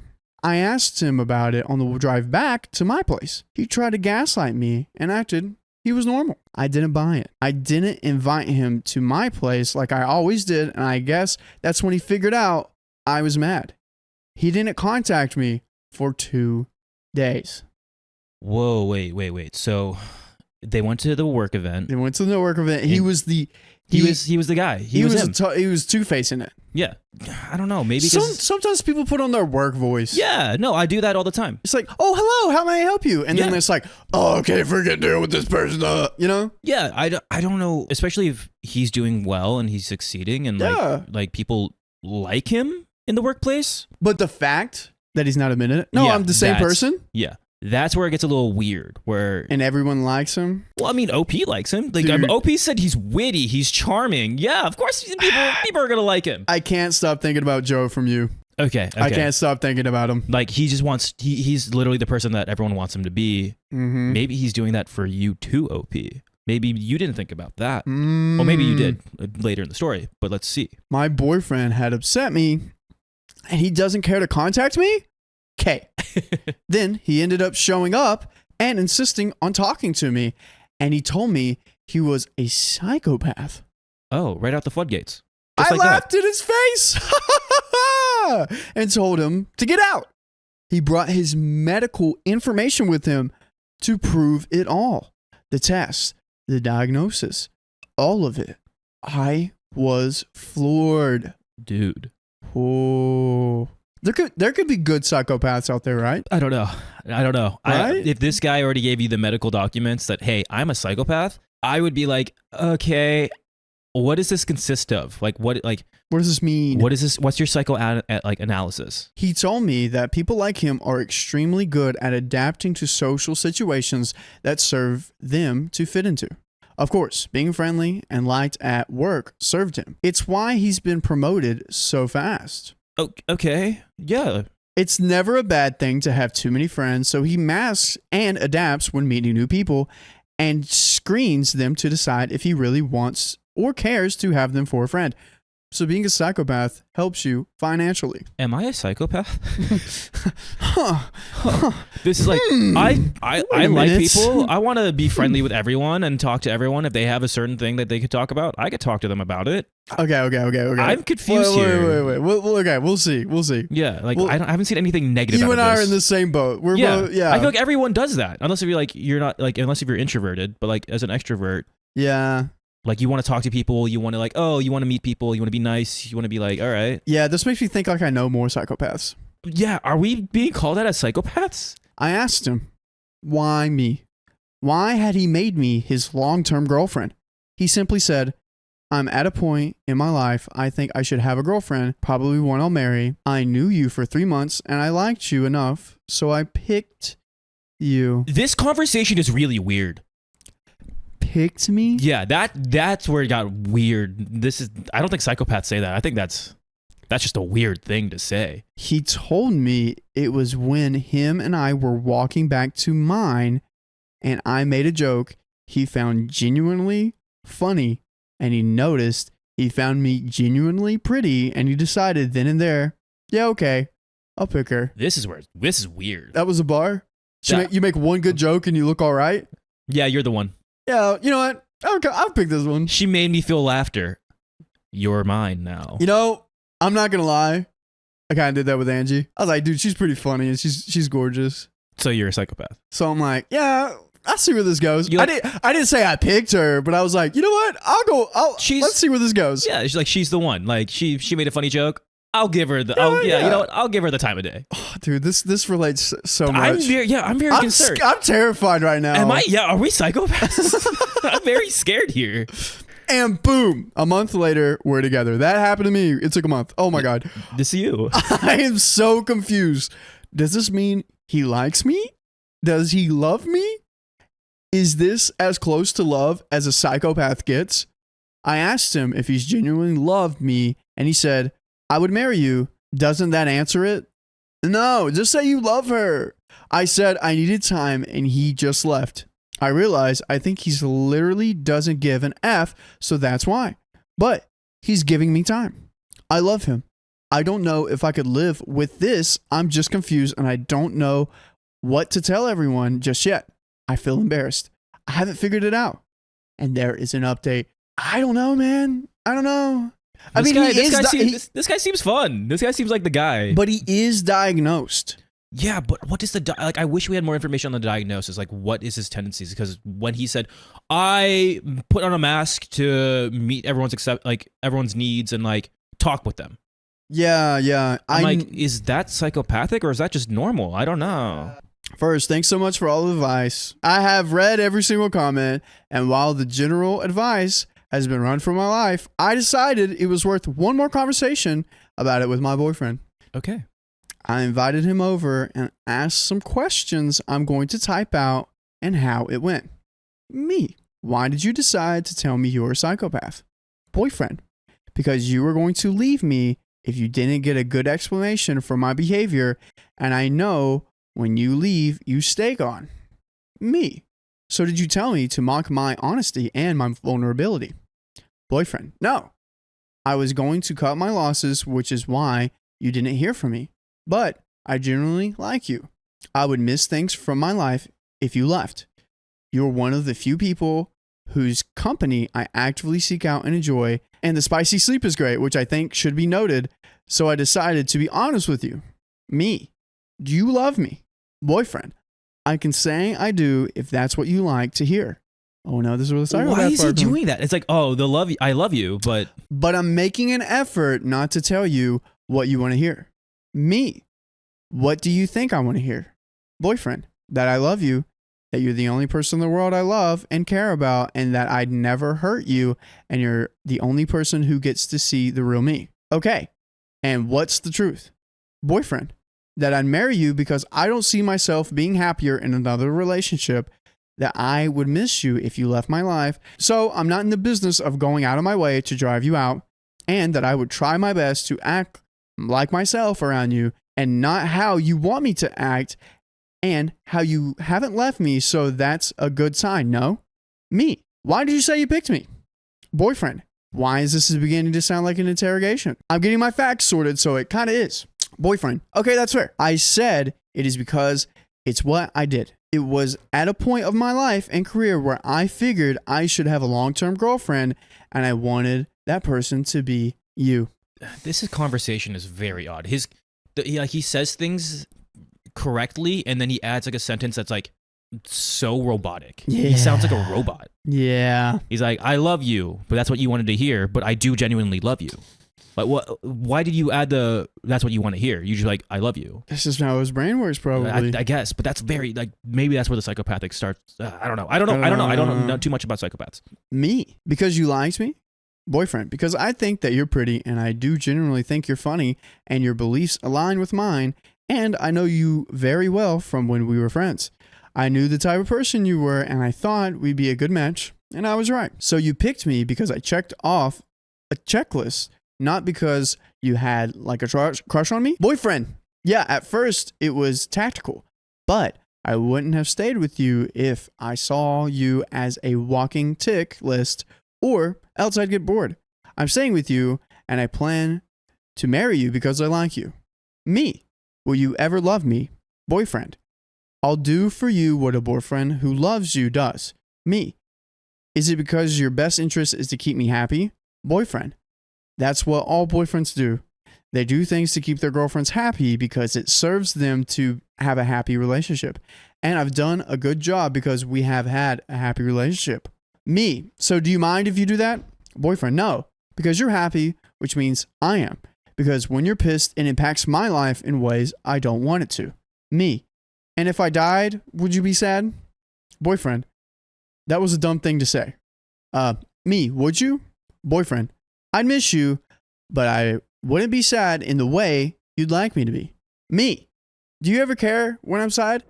And you don't have to be sad because we go live every weekday at 3 p.m. PST. Just tap our profile. Tap it. What in the world is this? Both of them. The questioning that she's asking is so weird. I feel like there's an alien inside of them. Yeah, like I feel like they're both asking. I feel like they're both robots. I don't know, dude. This is a weird conversation. This is weird. This is making me like not like. It makes me kind of cringe. Yeah, it sounds like there's a robot inside of them, like this is how emotion works, and this is what you want to hear. That's my programming says, and data shows, and that's what you want. It genuinely does sound sweet, though. No, I think he's doing his best to communicate his emotions, and he understands how his brain works, and he has found someone he enjoys his life with. This questionnaire is very odd. Like, this is just a very awkward conversation, and I don't know what's going on here. It's very bothered. Back to me. Do you ever care when I'm sad? Boyfriend. Yes and no. It doesn't affect me all that much if you are sad, unless I know it's going to impact me. But I don't like to see you cry, but whether I've made you cry or something else hasn't mattered to me. I just don't like to see it. Me, thanks. Who else knows? Boyfriend. My parents. That's it. Me, I want time to think this over now. Boyfriend. I'm not going to wait forever. Me. Okay. And that's how it pretty much went. I have an excellent memory, so this is pretty much word for word. Look, based off of this conversation, I think I'd like to stay with him. But those reading this message who may spotted red flags, please do tell me. And that's the end of that story. End of it? I'm gonna check and see if there's any more. Look, okay. The fact that he's told you that he's a psychopath and only 2 people know Yeah. that are his parents, that's a very big thing. So he does genuinely. It does seem like the boyfriend genuinely cares for OP. It's deleted. It's deleted. Oh, she's gone. She's gone, dude. She's gone. I'm confused. Guys in the comments, explain to us the red flags that you saw. I mean, the red flag is, OP says, if I passed away, how would you feel? He says, sad, but not to the degree of like super sad. But I don't know if he's telling the truth there, because maybe he just doesn't know how loss works. It doesn't hit you until that person is actually like gone. Pretty strange. I'd be treading with this is carefully. Definitely treading water carefully, because again, he's admitted that he's a psychopath. But the thing, he's like, I want to be real with you because I like you. So he does like OP. This is just very odd. Again, like we said earlier, he sounds like a robot. I don't know. This is not for me. Not for me. But if you can figure it out, let us know in the comments, because I can't wrap my head around how this conversation went. And then OP was like, "This is fine, I guess," and he's like, "This is fine, I guess." Dude, wild. That was a weird. That felt like a horror movie. Yeah, low-key. My boyfriend's sister is trying to control my boyfriend's life. She's obsessed with him. I would be obsessed with him too. Get your own boyfriend. My boyfriend and I have been living together 8 months. My boyfriend works for the sister's husband's company. He has been diagnosed with bipolar and schizophrenia. Sister insists on the meds, but the meds have very negative side effects on him. I have gotten him to start talking about things, especially when he feels overwhelmed and the emotions are hard to handle. I'm trying to teach him to control the emotions, had to learn that myself. This does mean with the control in place and knowing the triggers, one is less erratic and impulsive. No meds required. It's more of a process of behavior modification than a medicated termed medical condition. By the way, this comes from No Combination 523 on the OK Storytime subreddit. So the sister will bring fruit or Tupperware or food and will emphasize that it is for him. She will make comments about his past, telling him that he should have married one of his ex-girlfriends, the same ex-girlfriend who used to send his 15-year-old son to buy her substances without caring that he could have been caught with dealer quantity. Ew.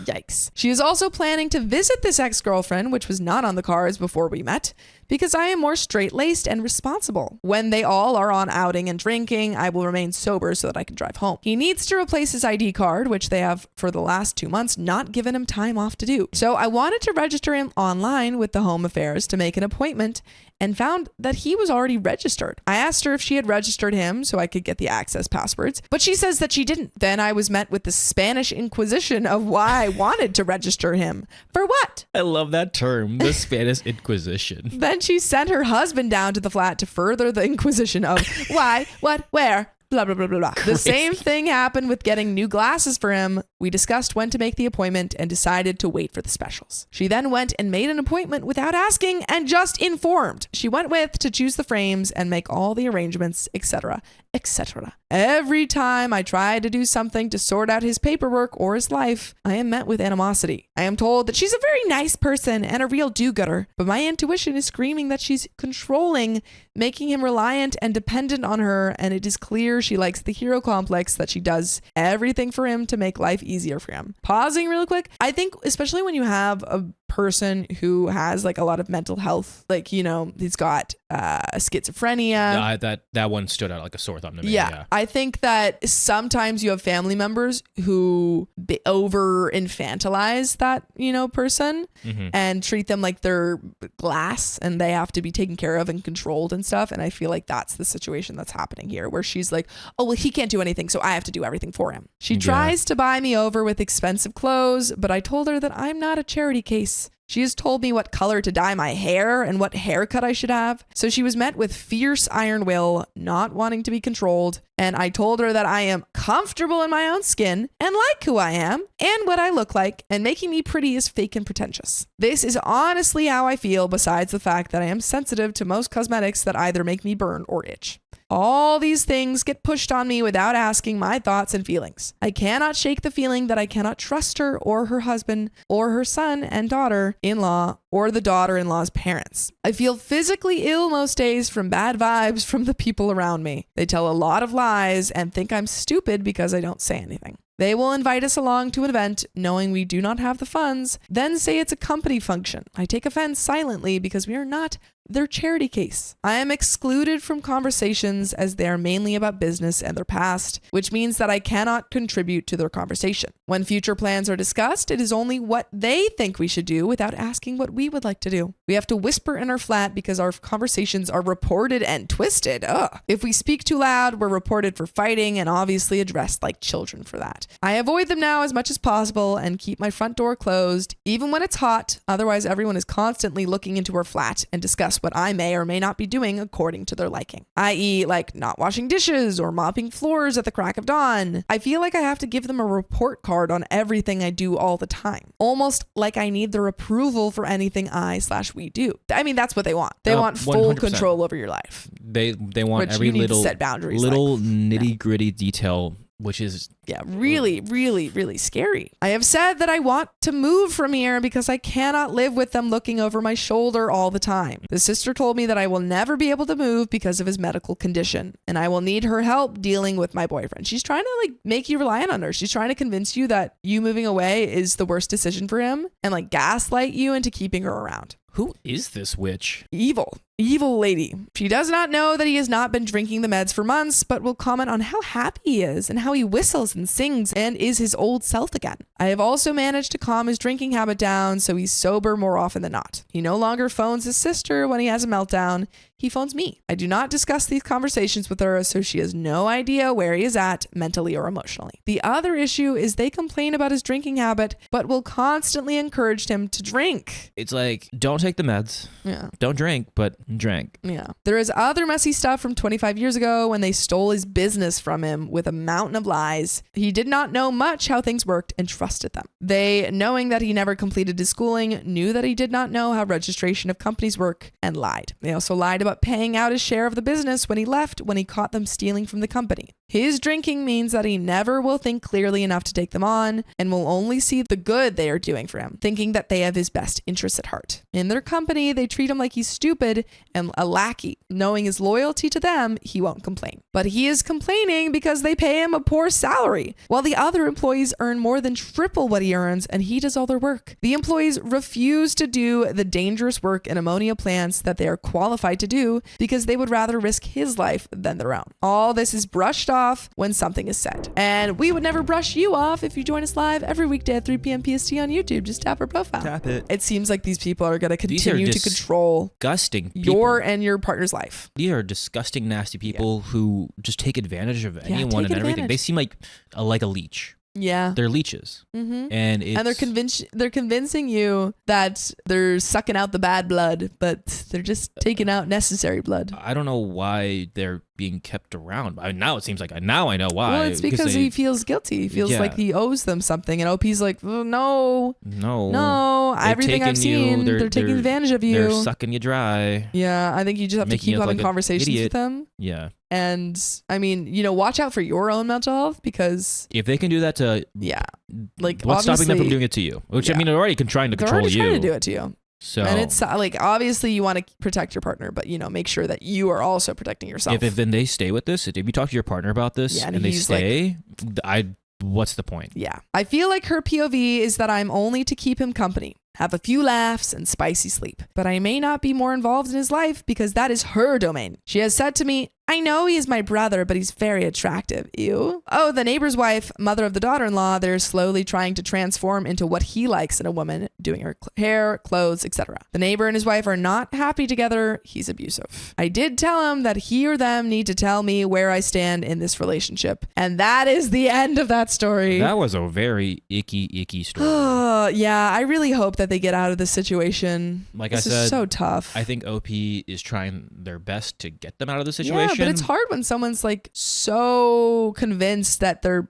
sibling is trying to help them. This is all gross and icky. Yeah. I would get out of it. I would. It doesn't seem like they understand, and they will understand, and there's just too much gross things going on in the background that I wouldn't stand for it. No, absolutely not. That is the end of that story. My husband is obsessed with his friend. She doesn't even like him. This sounds like a recipe for disaster. Simp husband. I, 30 female, have been married to my husband, 33 male, for almost 6 years. We've been together for 10. We moved out of state together pretty early in our relationship over 8 years ago, but we moved back home almost 2 years ago now. We have 2 young kids, 5 male, 2 female, and my husband is currently untreated but diagnosed with ADHD, and I am undiagnosed autistic. We love each other and have some overlap in symptoms, but for the most part, our brains just work differently. I've accepted that he will never contribute the amount of work I do with the house and kids. He has way more freedom than me, as I am the one burdened with responsibility. By the way, this comes from user FarCarpenter7749, and if you want to submit your own stories, go to the r/OKStorytime subreddit.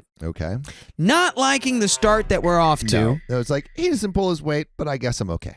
So, recently he ran into an old friend. They never dated, but he was in love with her. Yikes. She rejected him and the friendship met an end, and they ended up hanging out, catching up, and he apologized to her for the past, saying she was a good friend at the time when he needed one. He mistook her kindness as affection and thought she liked him, but it wasn't romantic for her. He feels bad for how he handled the situation, and while I admire his growth, I don't enjoy this new friendship. I don't think he's grown.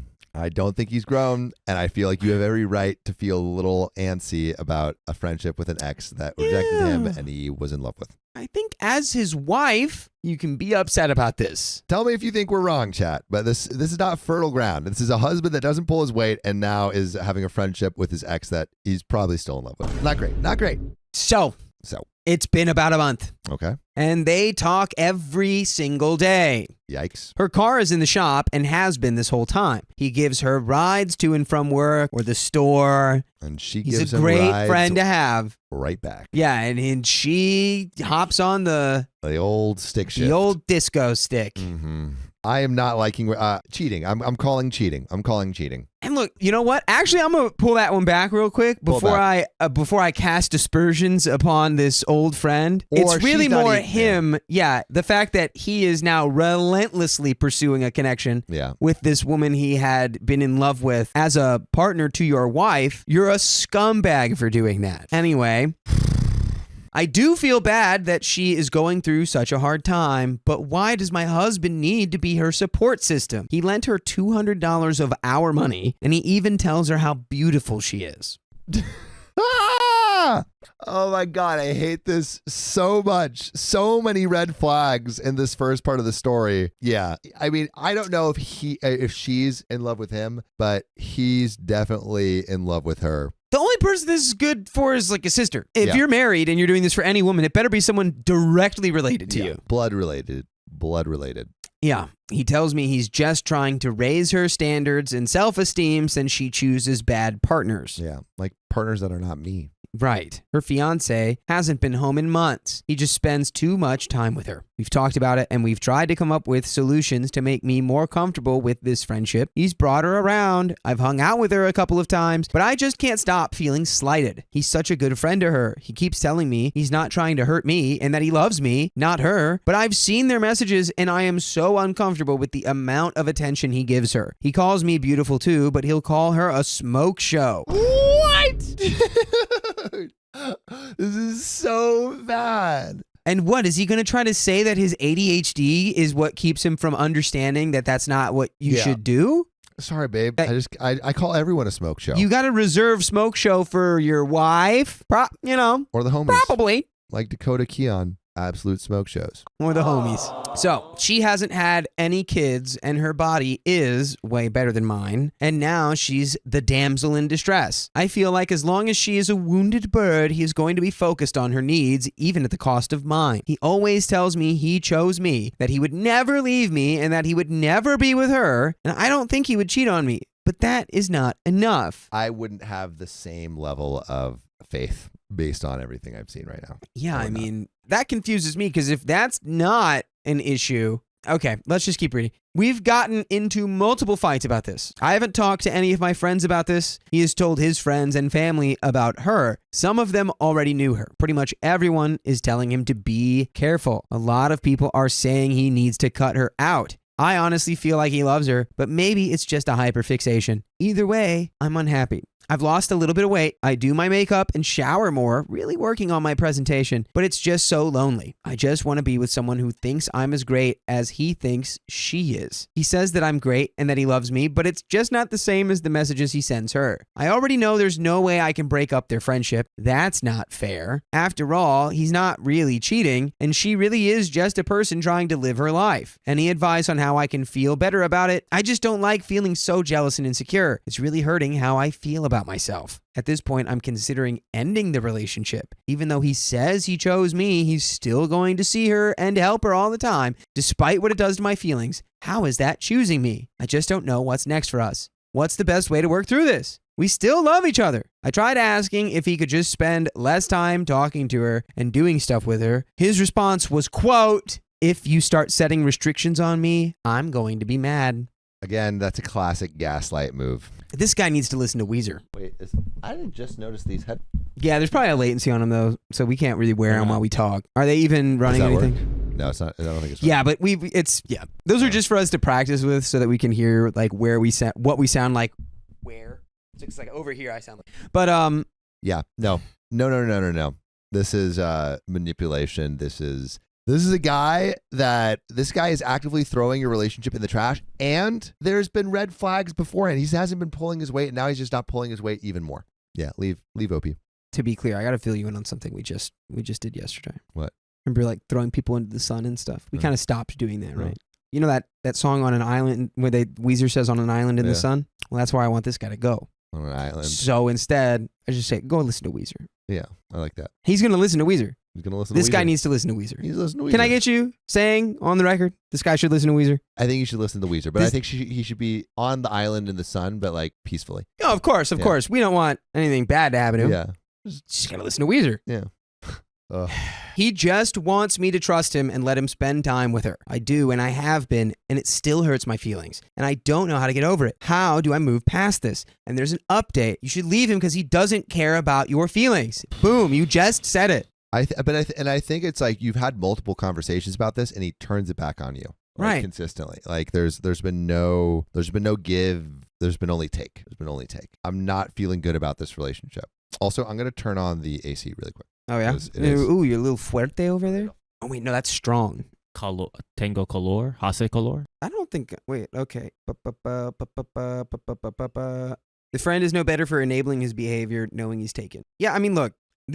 Maybe this guy is like actually so wrapped up from this like first love scenario, like he can't even tell or be honest with himself that he is clearly like in love with this woman still. Maybe there's a part of him that does know it. Regardless, I think clearly his actions are telling you which person in his life he's prioritizing. And if it's been a repeated conversation that, hey, this is how I feel. And he goes, I don't really care though. Because I'm not letting how you feel get in between me and my friend, quote unquote. Then like then he's choosing her. So it's, there it is. He's told you. Oh, all right. We have an update, dude. Let's get into this update. I'm ready. A lot of people are going to be disappointed in this update. We're still together. No.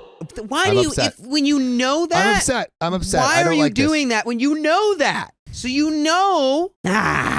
he told me my feelings were valid and agreed we needed to make some changes. A lot of people are under the impression that he doesn't help me at all and that he's completely absent from the kids and my life. That's not true. He's only partially absent. Yeah. He's, God, there's kids. There's kids. There's 2 kids, dude. All right, but hey, at least he's made the consolation that things need to change. Maybe this is a start. Maybe we can get somewhere with this. He's not completely absent.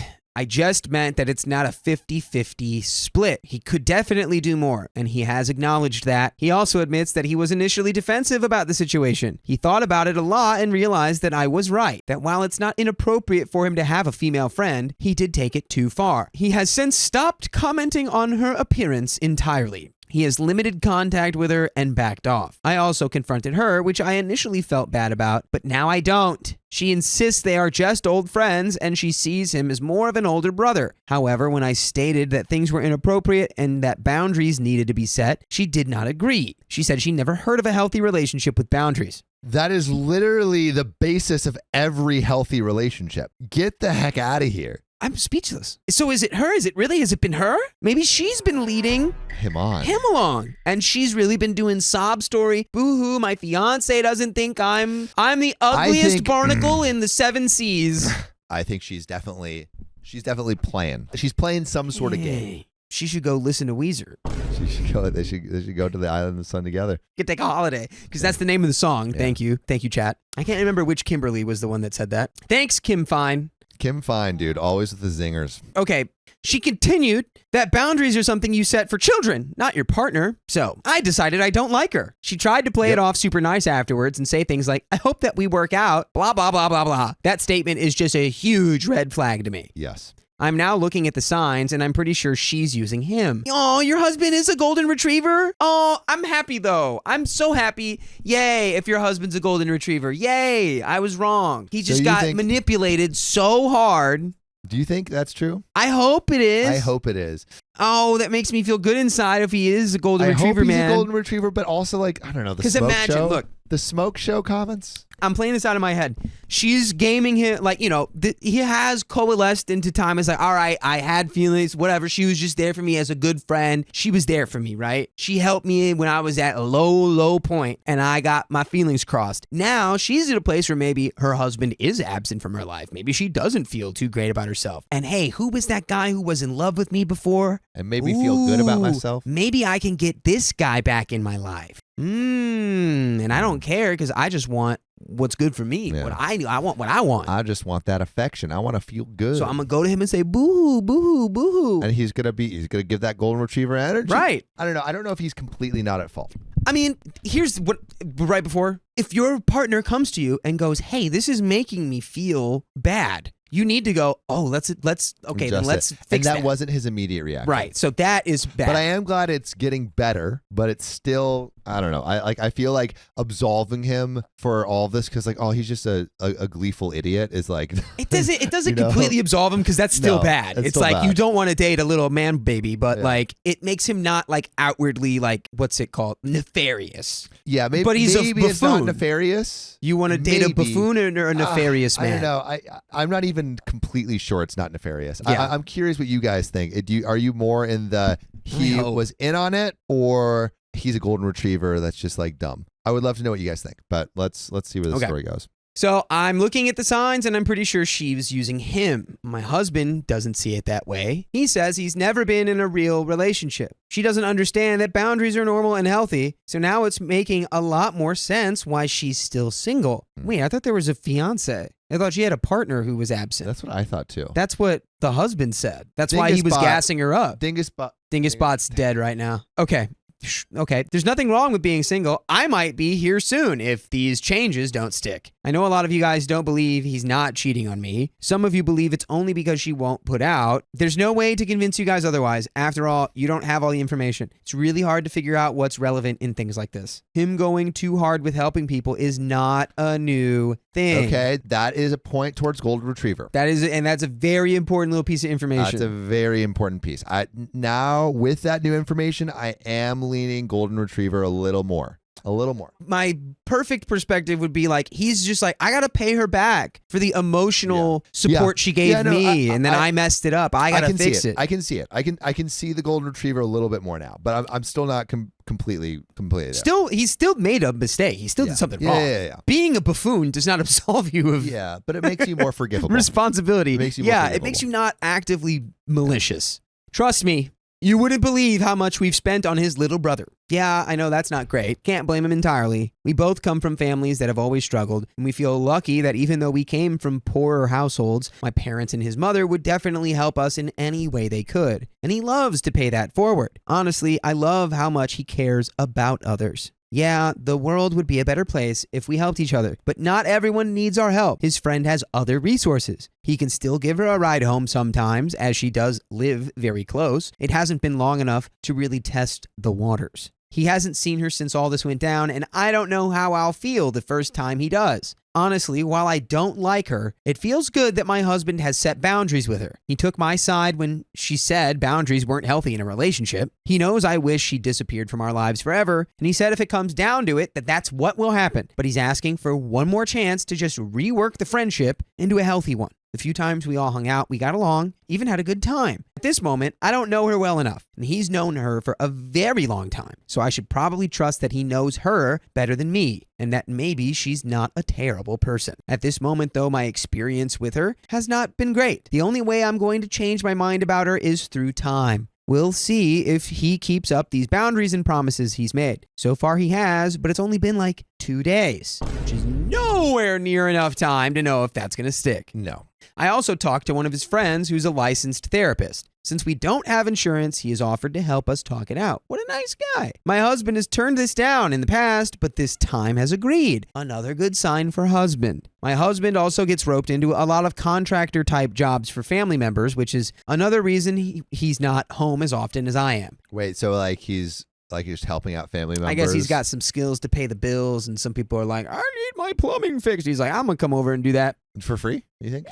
Yeah. Golden For Retriever. the family. Golden Retriever. It's all in the Golden family. Retriever energy. He's going to start taking our son with him more often when he does these jobs, which is good. Teach your son skills. We have a double date this weekend with one of my friends, and I will say, even before this post, he was trying to pull me out of the house more. It's hard when you have young kids and no one to help out. His mom is sick with the big C.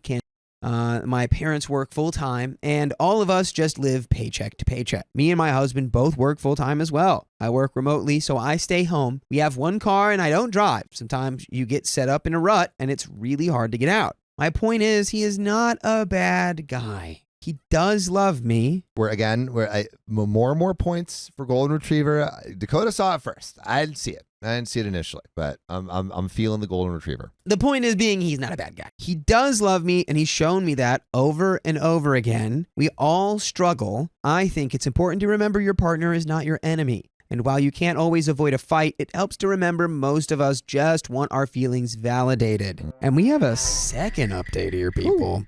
Should we just go ahead and dive in? I think just hit it.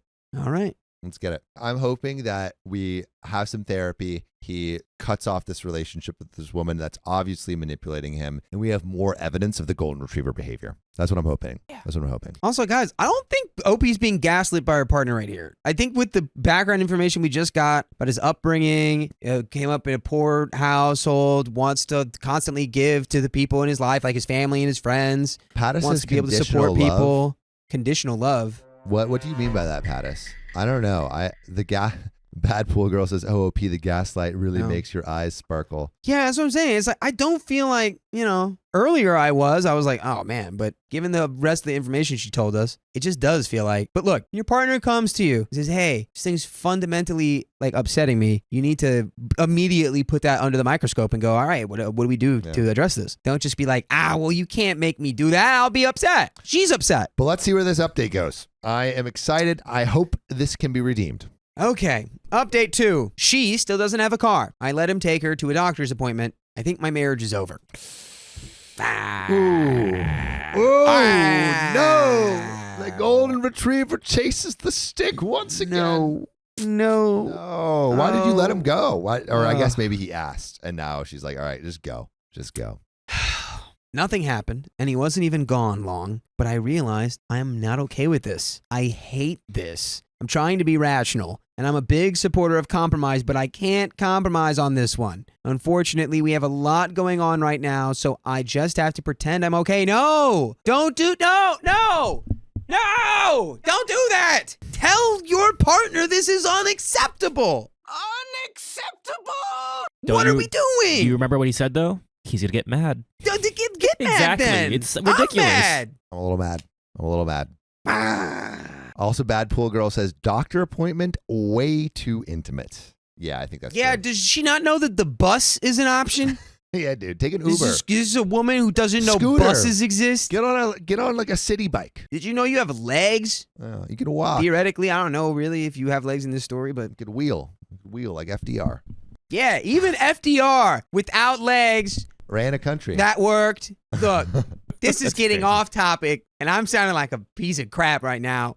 Damn, I got by the golden retriever. But let's hit it. Let's hit this. By the way, you don't have to pretend that there are full episodes with stories just like this on Spotify and iHeartRadio and Apple Podcasts and wherever you listen to podcasts. All you have to do is search OK Storytime and you can listen to over 2,000 of them. Get it. Let's get into the rest of the story. Okay, we have a couple of events to go through first. After that, though, I'm telling him one way or another she will be out of my life, and if he needs her in his, he can do it without me. Tell him that immediately. I just can't force myself to keep it together. I want to wake him up right now. I do it! I hate this so much. My life is crumbling. Why couldn't he just choose me? She doesn't even like him. I can't believe I'm losing him to a fantasy that will never be. He told me he would choose me if I made him, but I have a feeling this is the end. Hey, that can't be the end of that story. That's the end of that story? Also, like that framing, I'll choose you if you make me is really like you choosing the other person, right? Like he's willing to risk his wife putting up an ultimatum Right. to preserve something that he knows makes his wife uncomfortable. Right. It's over. It's over. He says, I'm not going to choose you until I absolutely have to. Yeah, which is ridiculous. It's like you're putting you're putting pain into your partner. This is awful, but I think that's where that story and this episode ends. I'm just seeing if there's anything else. Yeah, is there a freaking happy ending? I'm trying to find it. Oh boy, oh boy. I'm so mad. I'm mad. I'm mad. so mad. He tricked me. I got tricked. We thought he was golden Well, it was a retriever. tag team. We It thought he was- was golden, but maybe OP he is tricked me with maybe their he description. is golden retriever, and now he's just wagging his tail, following her again. You know. Well, dude, you can have a golden retriever, but we all know my opinion on poorly trained dogs. Yep, you got to train your They're golden retriever. They're always going to be more annoying to me than cute. Always. He's not golden retriever. He's nice guy. Yeah, I think that's actually more true. It's just someone saying like, oh, this girl, how could she not have her hero like a healthy relationship kind of thing? And OP replies with, yeah, he definitely acknowledged that it was over the top. However, I can't say he wouldn't do that to a guy friend. He 100% loves to hype his guy friends too. It's just like, Oh, so like she's kind of doubling down on the golden retriever thing. it's a golden retriever Yeah, thing, but like we again, can't defend it. There's a comment in here. He needs to be a golden retriever for you only. I don't think that's true. I don't it's think that's like- true. I don't think a golden retriever has to be a golden. I feel like that golden retriever energy gets spread around to a bunch of different people. But if him being a golden retriever comes at the expense of your happiness and also is crossing boundaries in your relationship, then that's He's being a bad dog to you. Iris He's Bear being a bad says, dog to you, good dog to everyone else. golden retrievers are more loyal than this guy. Yes. And hey, I want to know what you guys think. Is this guy golden retriever, or is he just a bad husband, or is he both? Is he manipulative? Is he, I don't know, like a little evil behind the scenes? Let us know what you think. My stalker is back, but my husband won't do anything about it. Boo, husband. Bad. And trigger warning for stalking. So I, 32 female, and my husband, 33 male, have been arguing a lot recently over my old stalker. For some background, back in college, I was 24. I dated a guy, let's call him Fred, for around 2 months. Fred was interesting to say the least. To save time, he had several red flags once we started dating. So I dumped him. Fred acted like he couldn't care less. So I thought that was that. By the way, this comes from cardiologist Far 5239 on the r/do hot take subreddit. And if you want to submit your own stories, go to the r/OK Storytime subreddit. So, few months go by and I'm starting to see Fred everywhere. I see him at the grocery store I go to, my go-to nail place, my favorite restaurants, etc. I thought it was just a weird coincidence, so I left it at that. A year after our breakup, he starts messaging me, telling me he was the happiest with me and that he misses me so much. I called BS and blocked him. Then things escalated. Fred changed numbers every time I blocked him, made new social media accounts, and I started seeing his car everywhere. I tried getting a restraining order against Fred, but since he hadn't done anything to me, they couldn't do anything. A few months later, I was walking to my car at night. Fred coincidentally saw me walking alone and offered me a ride home. I said no, that I had my own car, and kept walking. Fred proceeded to get out of his car. I ran to my car, I drove away. Luckily, he didn't follow. I tried again to get a restraining order, but it was basically his word against mine. They gave me a temporary restraining order, but that's it. I was terrified of even walking outside and deleted all my socials. Thankfully, a very close friend, let's call him Pete, stepped in to defend me. Pete ended up threatening Fred, and I finally stopped hearing from Fred. I felt free and slowly got back into my normal life. Now to present day, I'm now married to my husband. I've graduated from college and live alone with my husband. We've moved to a nearby city and bought a house together. Sadly, a month ago, Pete passed away during his sleep. And I was absolutely devastated. I've known Pete since I was in high school, and he was my closest friend. To be honest, I'm still not over his passing, and sometimes I can't believe he's gone. But guess who heard about his death? Fred found out and is now back. I received text from Fred a few days after Pete passed away. I now see him everywhere, and he's insisting we talk. I just ignore him and walk away. I've reported him, but nothing has happened, so I've deleted my socials again. Friends have been telling me Fred has been asking around about me. He's asked if I move, what I'm doing lately, if I have other social media accounts, etc. I'm honestly terrified. I've moved since I finished college, but somehow I see him at my gym, grocery store, park, etc. It honestly makes me believe he's never stopped watching me, and it's terrifying. I've told my husband about everything, and he says I'm overreacting or just plain ignores my concerns and changes the subject. I've argued that he doesn't care, and he argues back asking, what do I expect him to do? He said that Fred doesn't know where we live and that we'll just change gyms. My husband is telling me to just change my regular routine and stop going to certain places. He says it's no big deal and Fred is harmless. I'm like, Fred tried to force me into his car. How is that harmless? My husband has been distant ever since this started, and I feel alone. I don't want to tell my friends in fear they will tell Fred. If you think that any of your friends are capable of telling your stalker what's going on, cut them out of your life. They have great things at the Army surplus store. I can't go to my family because I'm in no contact with them. And of course, my husband couldn't care less. I need advice. What do I do? Am I crazy? Should I just change my gym and my routine like how my husband says?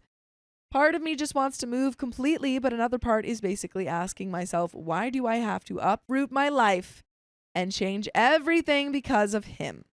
Can't he just leave me alone?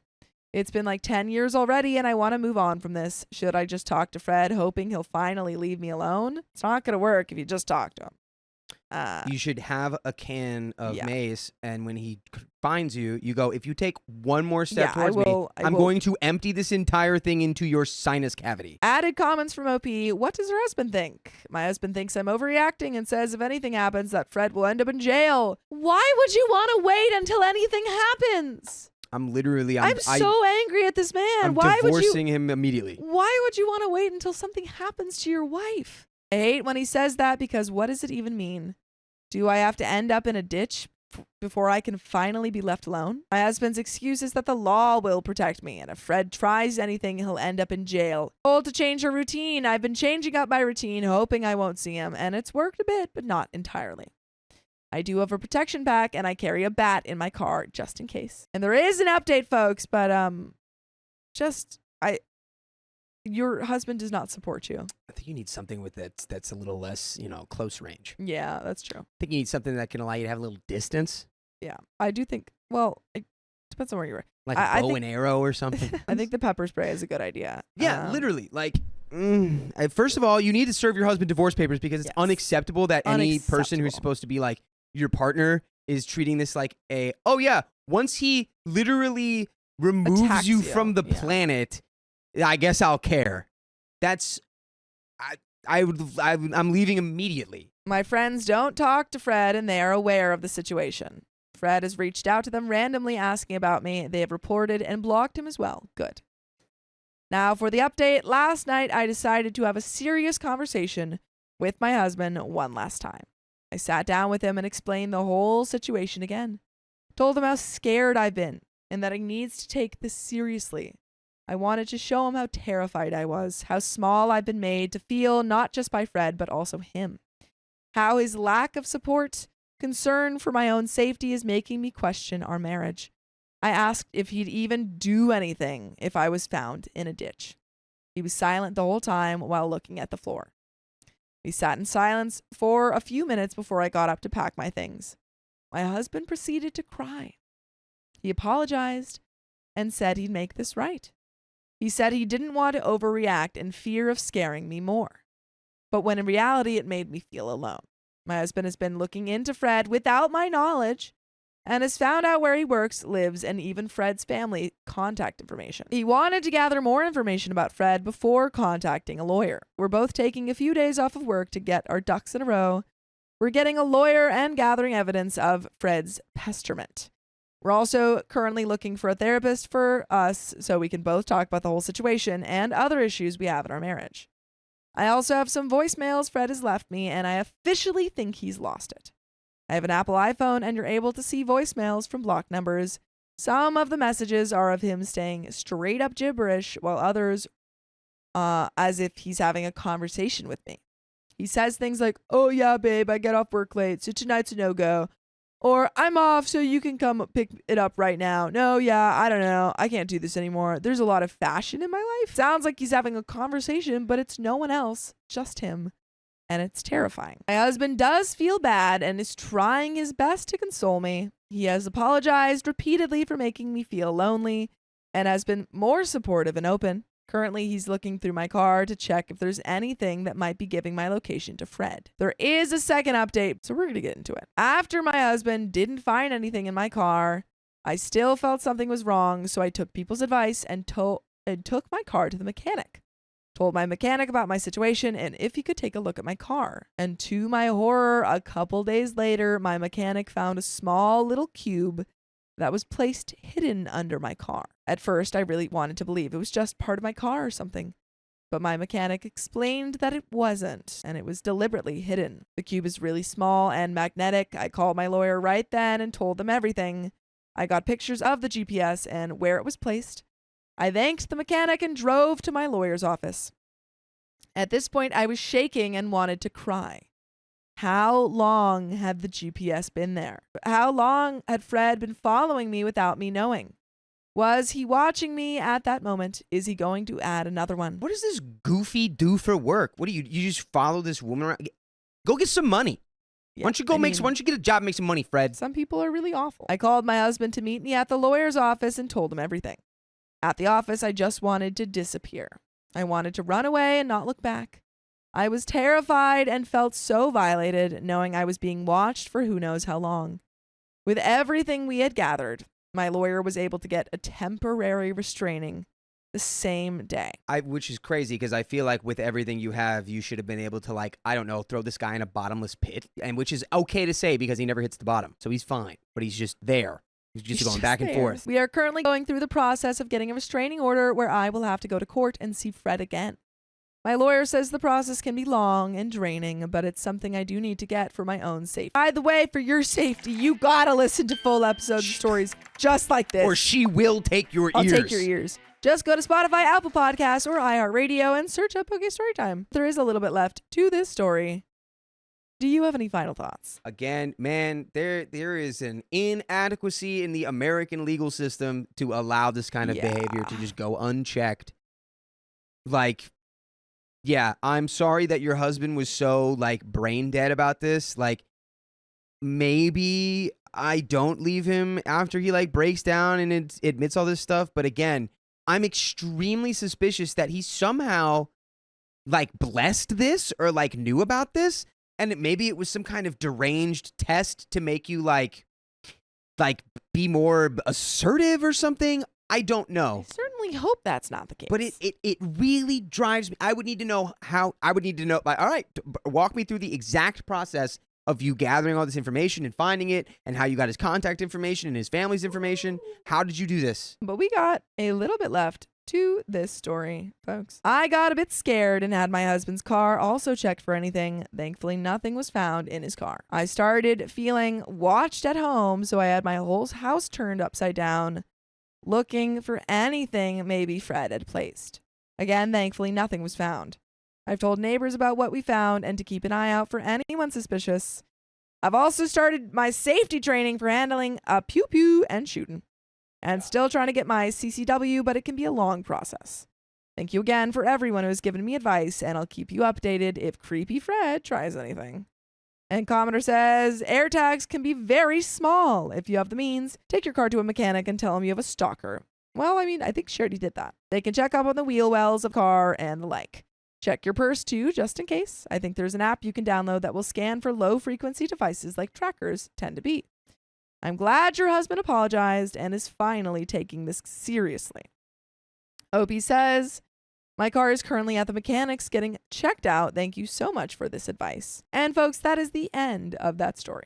My wife was sued. Now I'm feeling resentment towards her. Oh, I'm feeling the heat. As the title states, my wife recently sued. She lost and we had to pay. The money is a significant amount for us. We didn't have much in savings or our emergency fund to begin with, and both of those accounts are now empty. Oh my God, I think we have so the title made it sound like she was being sued. She did the suing. Yep. My current problem is trying to move past the resentment and anger I'm feeling towards my wife. By the way, this comes from Sued Wife account, and if you want to submit your own stories, go to the r/OKStorytime subreddit. So, what did my wife do? I had no idea this was going on while it was happening, so your wife hid something from you. She used LinkedIn to find her former ex-best friend. She ended up creating a realistic-looking fake LinkedIn profile with a vague occupation of recruiter. My wife sent this ex-best friend, Laura, a few messages pretending to be a recruiter in her line of work. Laura finally responded thinking that this was her recruiter was real. My wife wanted her phone number, but Laura gave her a personal email address instead. My wife then created a second fake LinkedIn profile and started sending messages to people with similar titles to Laura at her company. These messages said derogatory things about Laura, a mixture of truthful but embarrassing things and just fabricated BS to make Laura look bad. Your wife is crazy. I'm like real concerned at this point. This is bad. This is bad. But again, no knowledge of this going on while it's Opie has happening. no idea. Her manager got one of these messages that claimed Laura was a heavy substance user. Laura's manager talked to her about these messages and felt like they were bizarre and seemed like someone was trying to troll or harass Laura. Well, Laura's team had her back and helped her save these messages. Not only that, but Laura requested that she be substance tested anyway to provide further evidence that she was clean. My wife didn't know this at the time, but Laura was pregnant. This just keeps getting worse for OP. Several of her coworkers, including her manager, testified on Laura's behalf, and using the personal email address she got from the fake recruiter profile, my wife was able to find a few social media platforms Laura was on and was able to figure out her husband's name. She did some more internet sleuthing and found Laura's husband on Facebook. Laura's husband didn't have much on his Facebook, but you could see his business email address on it. My wife sent an email claiming that Laura was cheating on him. The husband confronted Laura about this email, and Laura encouraged him to keep responding to this person and save the messages, as well as to start asking specific questions about this supposed affair. My wife thought she was being clever and ended up telling the husband that Laura cheated on him during the work week. She even gave him specific dates. What she didn't realize was that Laura had something turned on in Google Maps where it keeps years worth of historical GPS data. Some of the dates my wife gave him also happened to be the days where they both worked from home together. Oh, brother. I mean, so your lies are falling apart, but oh my God, like this is insane. Honestly, don't know if this is still my wife after I find out all this. Like, this is, Also, what the heck of kind of friend fallout happened here that the wife is this adamantly just making it her whole mission to ruin this person's life? yeah, I don't know. And she's pregnant? And she's You're pregnant. you're trying to ruin a pregnant woman's life? Yeah. I also just like, Opie's wife have a job? Like, does she have? Professional hater. Yeah, dude, she is. I mean, she's doing like, a professional job. She's doing big numbers as She's a doing professional big numbers, hater. but dude. she's not perfect. She's not perfect. If she's gonna make it to the big leagues, she's gotta dot her I's, cross her T's a little bit more. Oh, man. Okay. Ming Ming says, sorry, just got to stop my chore. This is one heck of a story. Yeah. Buckle in. We are less than like a fifth through the story. So she also ended up giving him dates and times during which they were on vacation together. Laura had her husband keep responding as much as possible to my wife and to back up all correspondence. My wife was able to find out when and where the baby shower was going to be. One of Laura's friends had created a public registry for her and had the invitation online. My wife decided to show up unannounced. The baby shower took place in a semi-public place. They had rented out an area connected to the public business. She did not make herself known immediately. Instead, she looked for patrons that were entering and exiting the rented out room. She was able to get the attention of a few guests that had never met her and tried to gossip about Laura. Why? Why? Shoot, this is the definition of rent-free in your head. Like, why? Wife was telling people that Laura didn't actually know who the father was, among other things. This was at an event where her husband was at as well. The word got back around to Laura, and she spotted my wife and apparently immediately put together all the pieces of what happened. Oh my God. Oh my God. I'm leaving a fair amount of information out. My wife was able to find phone numbers, social media accounts, and emails from other people in Laura's circle and sent them messages about Laura on multiple occasions. All the messages were trying to paint Laura in an extremely derogatory light. All the events I've mentioned so far took place over a year ago. My wife didn't think to mask her IP address. Not a year ago, a year or so. She did this for a year. A year or so. She did this for a year. This wasn't just like, I'm like drunk one night and gonna send a few messages. This is dedication. This is bad. This is bad. What did she do? Nicole H says jealousy. Amy Len says this is beyond petty. Yeah, this is. Your Poison Tonic says, lols, I think it's hilarious when I live rent-free in people's head. Yeah.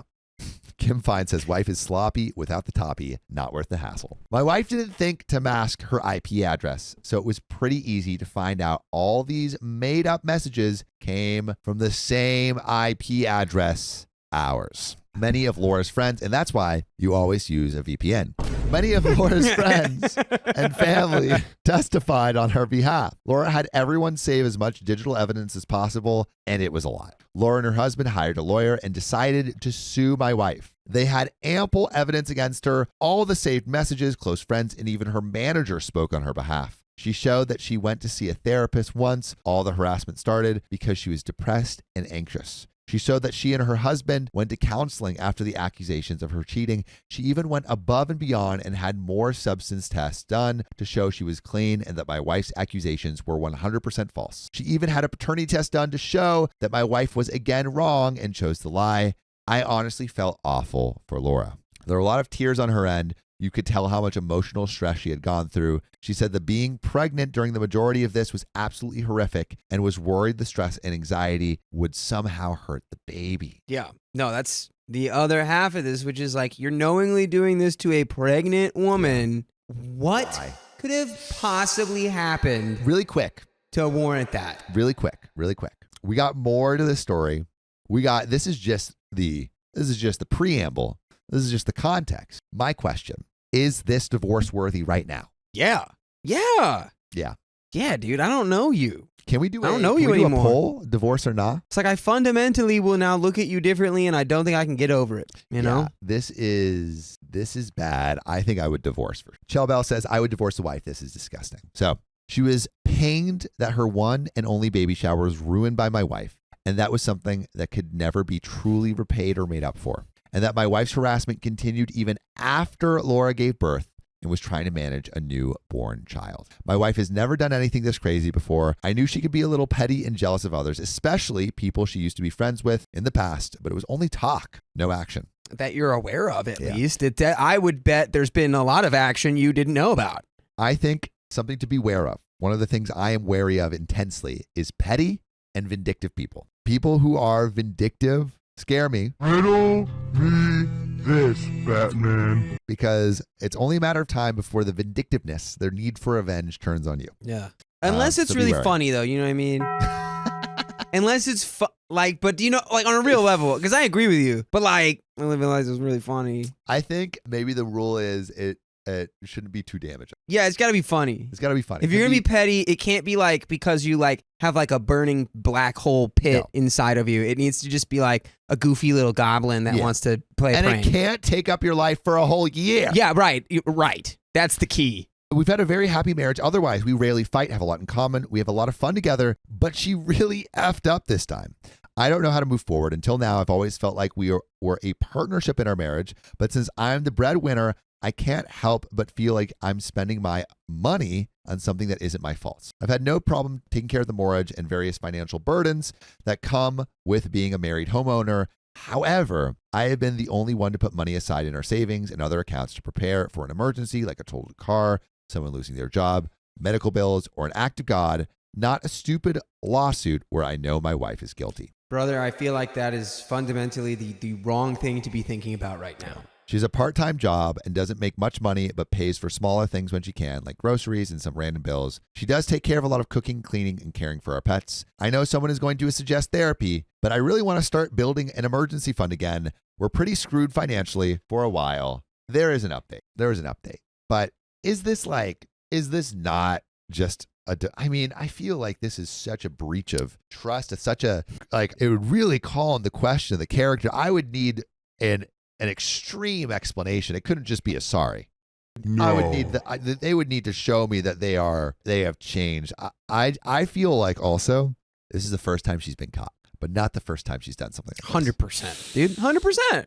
Ugh. There's no way that she did this like that this was her rough draft performance. Yeah. No, she's done that. Also, Serenity said, God forbid a girl have a hobby. God forbid a girl have a hobby. No, I think like the problem here isn't like, well, I don't feel like it's fair that I have to pay for this. I think it should be like, clearly your wife is having like, and not even acute, like a chronic mental health crisis or issue surrounding this and needs to address it. And if that doesn't happen, then divorce. Then, I think that's a good point. I think I don't think we need to go direct to divorce, especially if the relationship's good. But there needs to be some movement on solving this. I don't know. I think it's pretty problem. direct. I think it's like 2 steps. I think it's you go, hey, you need therapy, or we need therapy around this, or we can't get better. And if she's like, no, then it's like, all right, then I'm walking away. Yeah. I'm done now. I agree.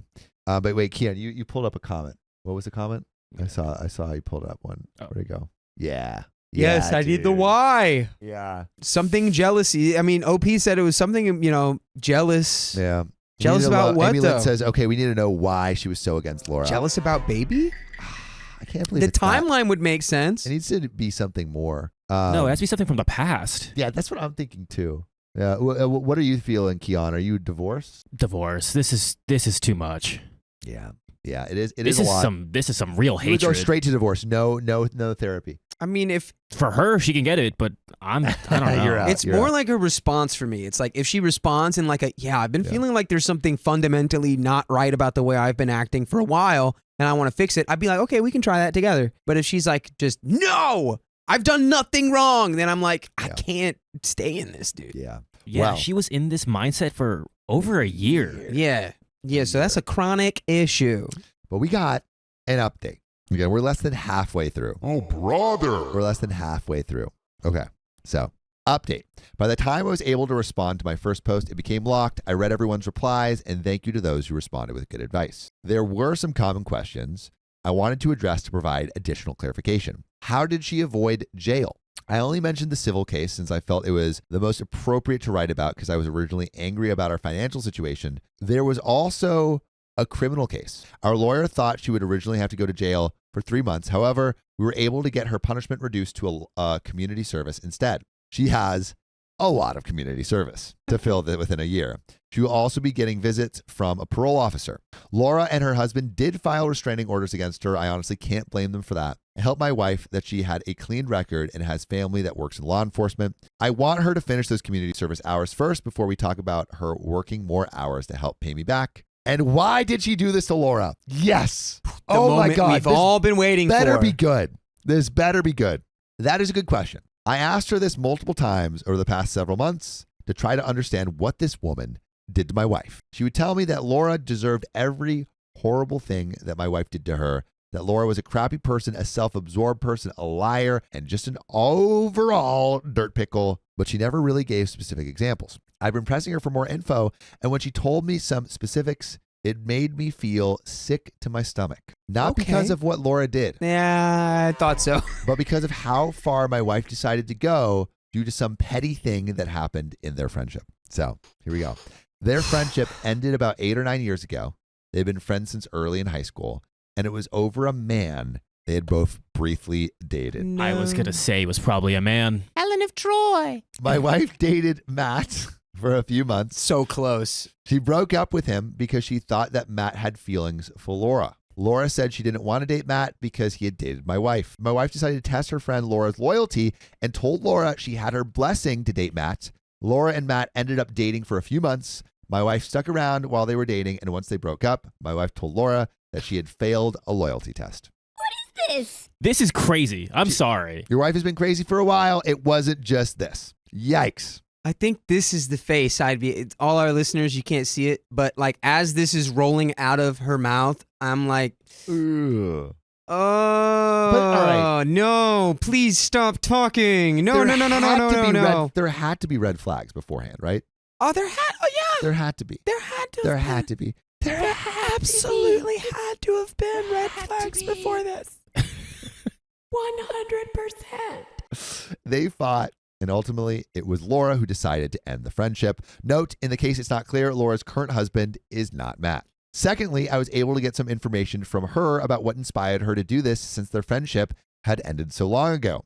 My wife said she happened to see it by chance, not by stalking. She saw Laura at a restaurant about 1.5 to 2 years ago, and it looked like Laura had lost a lot of weight and was fit. My wife and I are fairly overweight, and apparently Laura used to be overweight too. My wife admitted that she felt angry that Laura had lost a lot of weight while she had never been able to. My wife was also insulting Laura and said that she doesn't make a pretty thin person and that her new muscular body was too masculine.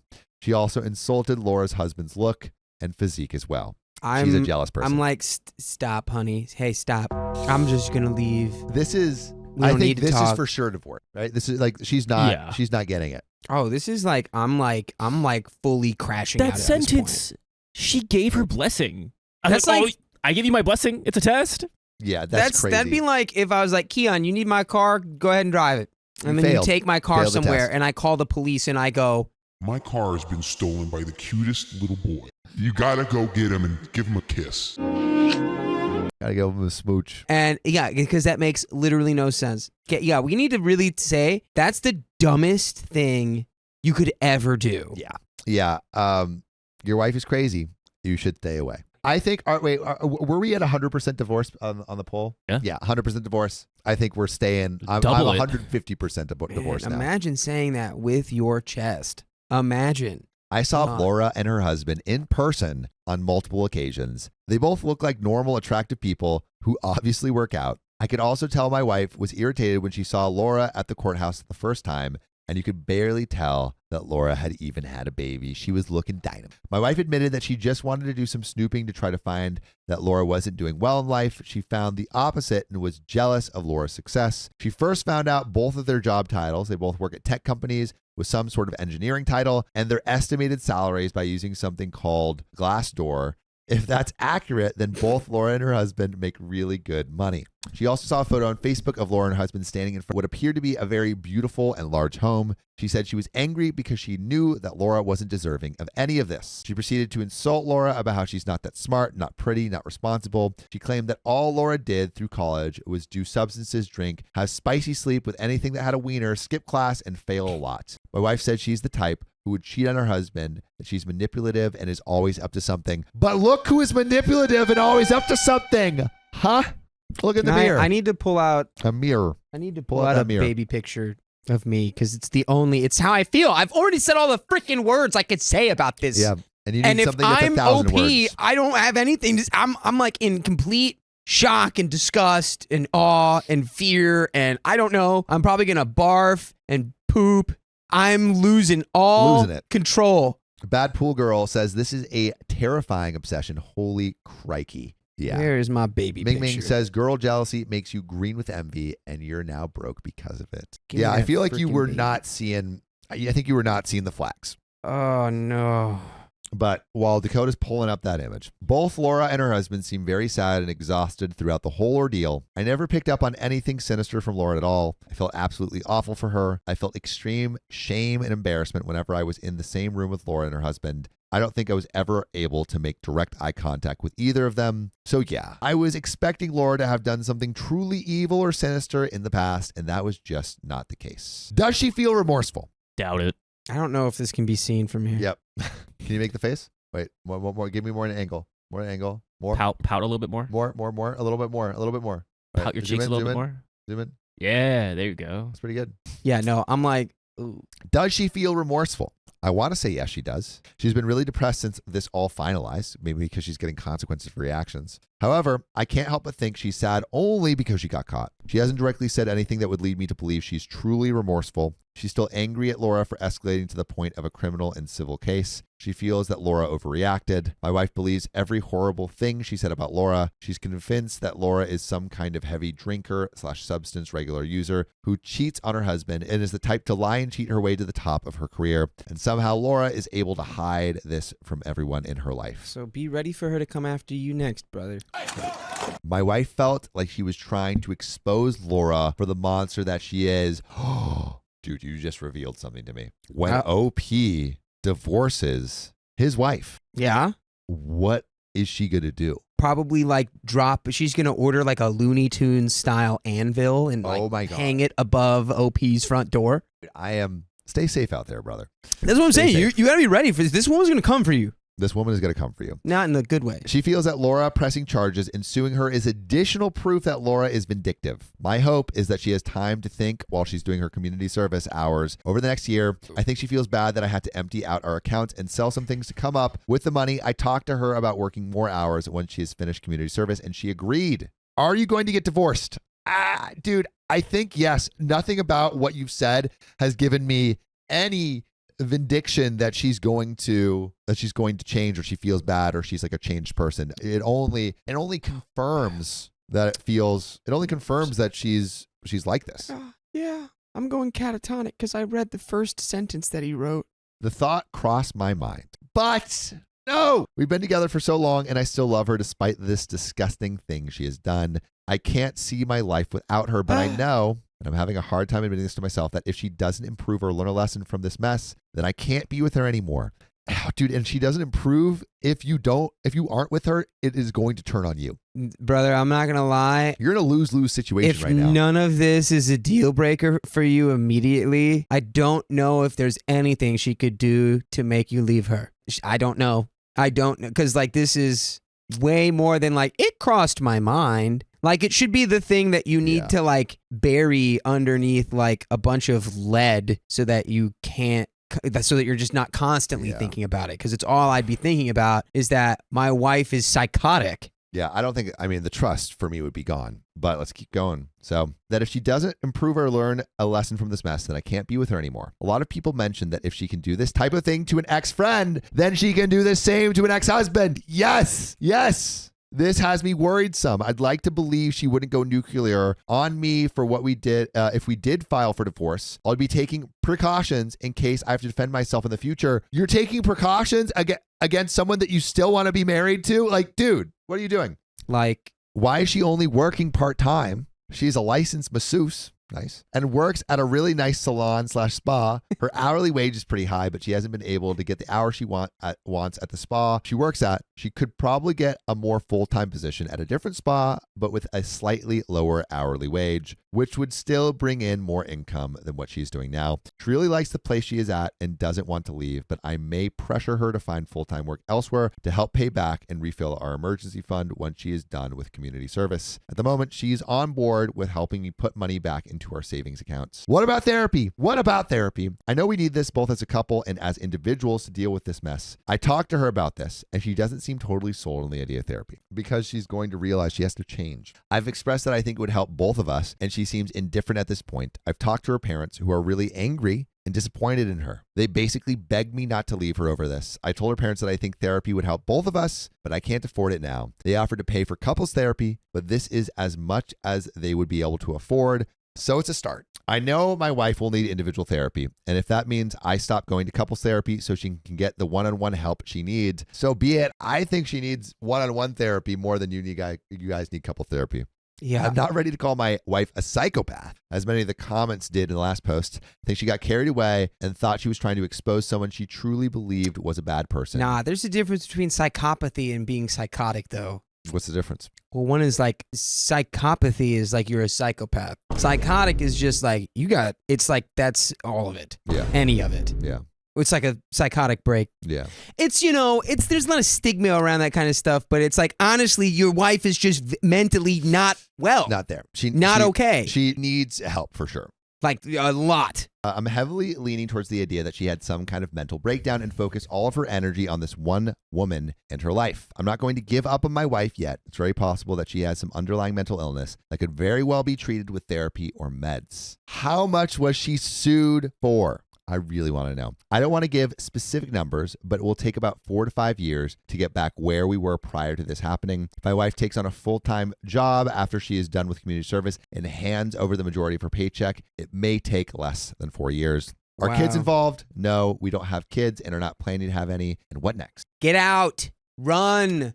Kool-Aid Man right through the wall. That's what I need help with. I've sat down with my wife a few times since the post, and I can feel some resistance coming from her about starting couples therapy. I think she's irritated at her parents for offering to pay for therapy for us. She has stated that she would rather us solve our problems together without interference from someone she doesn't know. By the way, if you want interference from the people that you love, you should listen to full episodes with stories just like this. Yeah. Go to Spotify, Apple Podcasts, or your favorite podcast app and search OK Storytime. There's a bit left to the story, but Dakota, before we get into the end of the story, what should OP do? Well, OP is the living embodiment of loyal to a fault, and OP needs to leave. Is he going to leave? No. It's sad. It's sad. Short of I don't know, she wakes up with, an appendage in her hand that she has sliced off of you. Also, Sam the Caterpillar says, a psychotic episode is not this organized in all other facets of life. Could have been some kind of manic, maybe I'm just saying that nomenclature wrong, but I just mean she has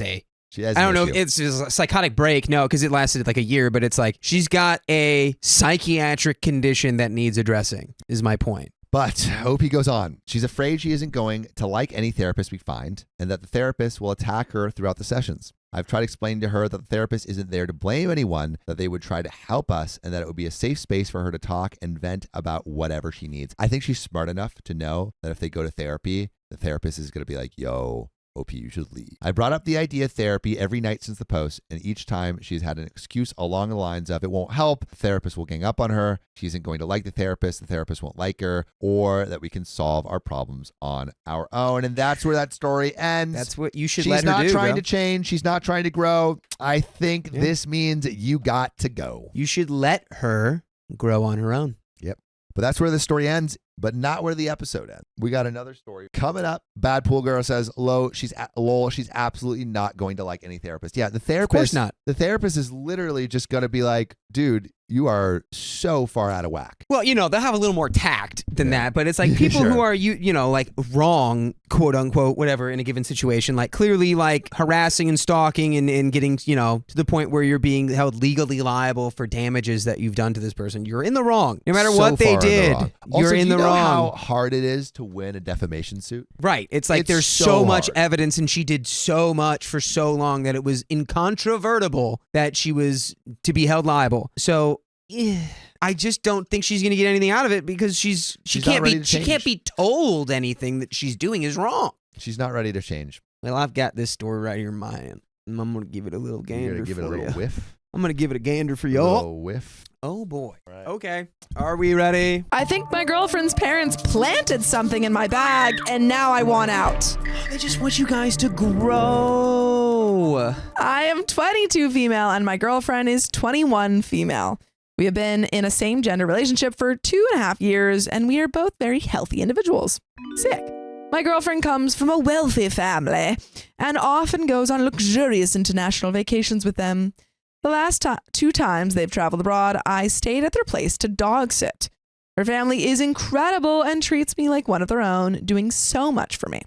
Meanwhile, I come from a poor background and never went on family vacations. By the way, this comes from Imaginary Charge 939 on the r/2 hot takes subreddit. And if you want to submit your own stories, go to the r/OK Storytime subreddit. So, I just graduated college in May and will start my job in July. I worked tirelessly to land this job without any family connections, paying my own way through college while working to cover rent and tuition. Here's where it gets tricky. I can't help but feel envious of her life. She never has to worry about money and can do whatever she wants whenever she wants. She's amazing, not stuck up at all, and fully aware of her privilege. She often pays for us when we get out. Yet, I can't shake this jealousy about her ability to float through life effortlessly, while I have to grind and start my adult life immediately after college. Because it's not about anything she does, I don't know how to bring it up to her. To make matters more complicated, she will be studying abroad in Scotland this year, and if I had the same opportunity, I would take it in a heartbeat, but I just don't have that privilege. Our relationship is secure. We are able to communicate openly about any issues that arise besides this one, lol. She loves me for who I am and never makes me feel obligated to buy lavish things for her. When she pays for things, she does so out of kindness and never makes me feel belittled. She understands my financial situation and never judges me for it. Her family is newly wealthy. Her dad grew up poor and made a name for himself as an MD. They just hit bringing in $1 million this year and are continuing to expand. Wow. They have never asked me to join their family vacations, but her parents have paid for things related to my college experience and are currently helping me furnish my first apartment. Her dad also gives me a lot of valuable financial advice, which I am very grateful for. How do I cope with these feelings of jealousy and frustration? And there is an update, folks, but it's tricky, I think, to be around people who have different access to different things than you.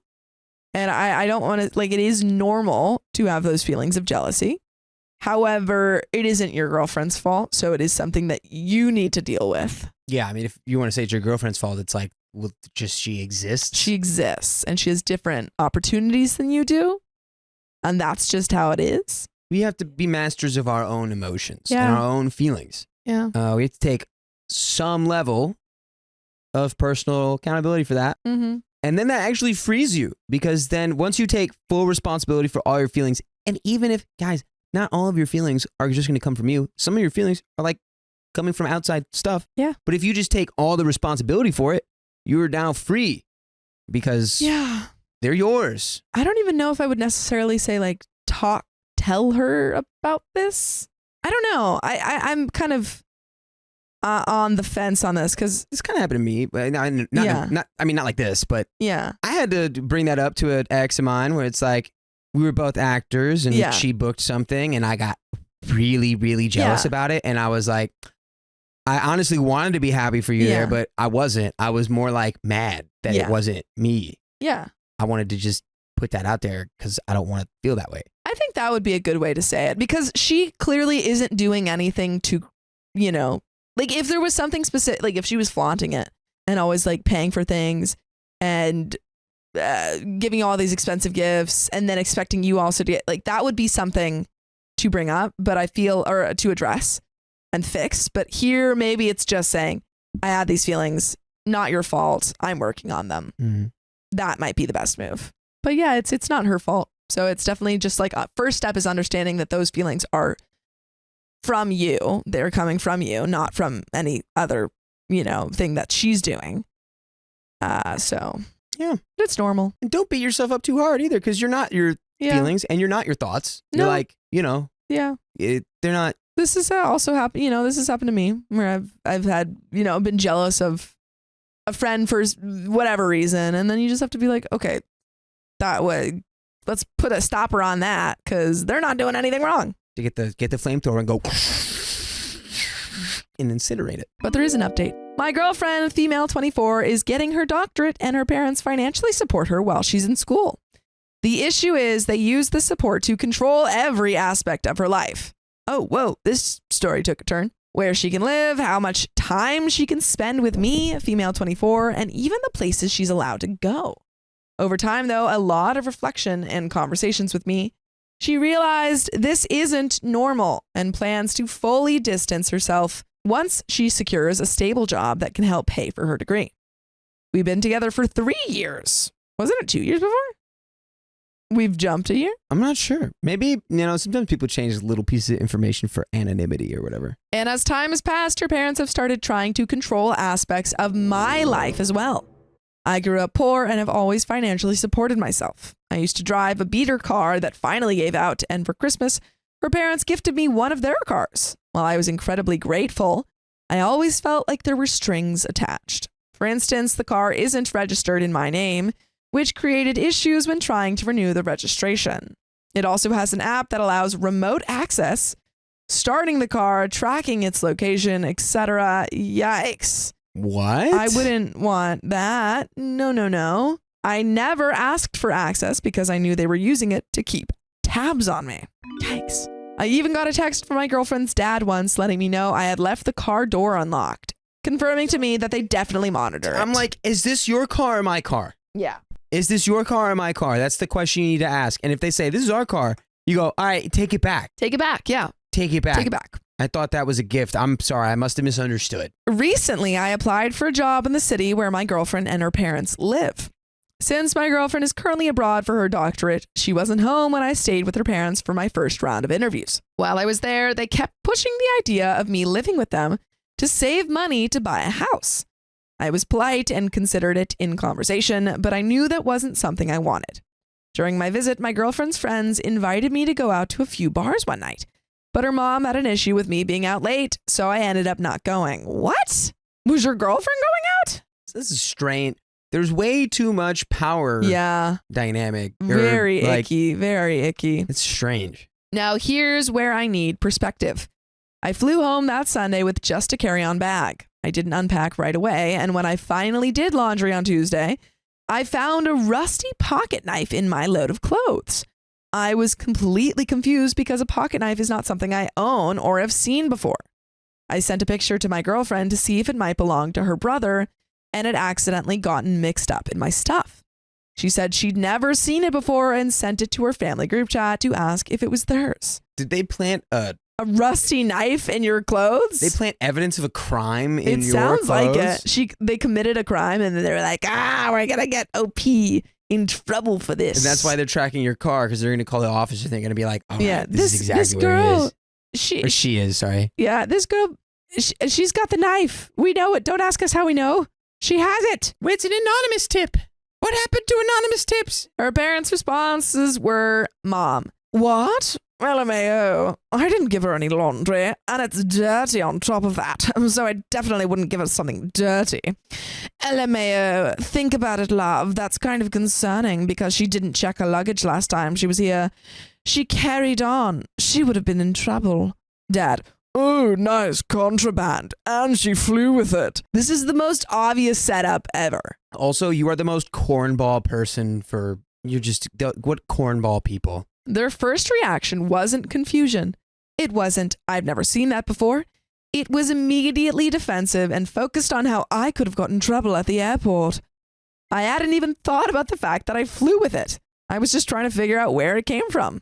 But the reaction combined with everything else has me spiraling. I can't shake the feeling that they might have planted it in my bag to try and get me in trouble. Now I understand they planted it in the bag before the flight. Oh yeah, you weren't picking up on that? No, I didn't. I understood right then. They were trying to plant this and give her a felony. Oh my goodness! Wow. Which is Yikes. extra crazy. Yeah. Yeah. Not cool. And it's like, they have the plausible deniability, but it's like, at this point, I go to my girlfriend if I'm OP, and I'm like, your parents are literally trying to ruin my life now. Yeah. So we have to now be a united conversation front, about jealousy, or we're breaking up. Yeah. All right. We are either a team against them, or I'm leaving. Yeah. And don't even put it. Then leave it up to her. Yeah. There's no halfway in this situation. They're trying to get you arrested, and if she thinks that that's not happening, then you guys can't stay together because she's always on their side. Then you leave. Yeah. Simple. I am so conflicted because they are nice people and have truly helped me in so many ways. Am I overthinking this, or is this as weird as it feels to me? I would really appreciate an outside perspective. Here's there is an edit. Upper class nice isn't nice. Yeah. Upper class nice is actually often some of the meanest crap you've ever conceived in your whole life. Mm-hmm. But they'll do it with a smile. Yeah, and this is new wealth. I honestly, I can't even speak to between old money and new money. I don't know but I feel like it had to be said. And it's new money. I don't know what that means, but it means something. I think that would actually probably be a good thing. I feel like old money is usually the cruelest, meanest, oh, yeah, they're most trying. They're like, you can't be around us. We're old money. And that's why they didn't just like have her assassinated or something. Yeah, they just were like, ooh, we'll put a little knife in her carry on. Well, maybe if they were old money, they would be like, we can't even assert. We only marry my cousins. Yeah, no. If they were old money, it'd be like a drone strike or something. Yeah. Dang. Yeah, it'd be over. What was in the bag again? A rusty knife. A rusty knife in the ballroom. Infamously Bless you. bad thing to take on a plane. A knife. A knife. Our friend did that. I was gonna say he did the kind where the knife comes out of a barrel. No, our friend has a licensed firearm. Yeah, wait, you told me that. I was about to this say, is a great story. you told me this when we were going to Colombia. Yeah. Yeah, it was just that it was a complete accident. It was a Yeah, no, legal it was a firearm. he had It a was license. registered and everything, and it was in his backpack at the worst possible moment. The worst possible place. Yeah, it is just like they take it out of the bag, and even he's like, The story is he puts the bag through the thing and the alarm goes off and he goes, I know oh no. "Oh no!" And security comes up to him, TSA comes up to him like, hey, that's a firearm. And he's like, no, like that's an accident. And you're like, it don't matter what it is. We're going to take you to jail. Yeah. Did he go to And jail? that's crazy because every How long? airport is actually federal He did community land. service. So like he was there for a long time. So he's like, so I think when he asked, he was like, so I'm not getting on my flight. Yeah. Like, I'm not going to make my flight now. Wow. Yeah. Just a freak accident. Yeah, I know. It was check your bags. He's fine now. Because he had of a that, good, sorry. To be clear, he's fine only because he had a good lawyer too, which is the scariest part. It's like you can just make a mistake Yeah, like he had to do that, and community it can service. freaking ruin you. For like 6 months. But Dang. that was about it. He didn't serve time or anything. Wow. Yeah, a lot of people would have gone to jail for Ever that. since because of that story, I triple check my bags of like, do I have anything in here that I shouldn't be having? After reading through all of your comments on my original post, I didn't realize just how concerning this situation sounded to outsiders. It has given me a lot to think about, and I really appreciate everyone's perspective. I want to talk to my girlfriend about everything, but I'm struggling with how to bring it up. When I got back from my trip, I called her, she lives abroad, and mentioned that her parents were pushing the idea of me moving in with them so I could save money for a duplex, something I've wanted for a while. I told her that while it could help me financially, I didn't want to do it because it could ruin the current dynamic I have with her parents. I also called to vent about how her mom essentially stopped me from going out with friends because it was too late. Her response caught me off guard. She agreed that moving in wouldn't be a good idea, but not because of her parents' control issues, because she didn't want to hear me complain about them. Leave. Bye. Now you're gone. Bye. This was new for me to hear, especially since she constantly vents to me about how her mom micromanages her life and how her dad does nothing to stop it. That conversation made me feel like I don't know how to bring up the bigger issues. The possibility that her parents planted the knife in my bag, how I feel like the car is being used to control me, how I've slowly felt like they are trying to dictate aspects of my life, just like hers. They are.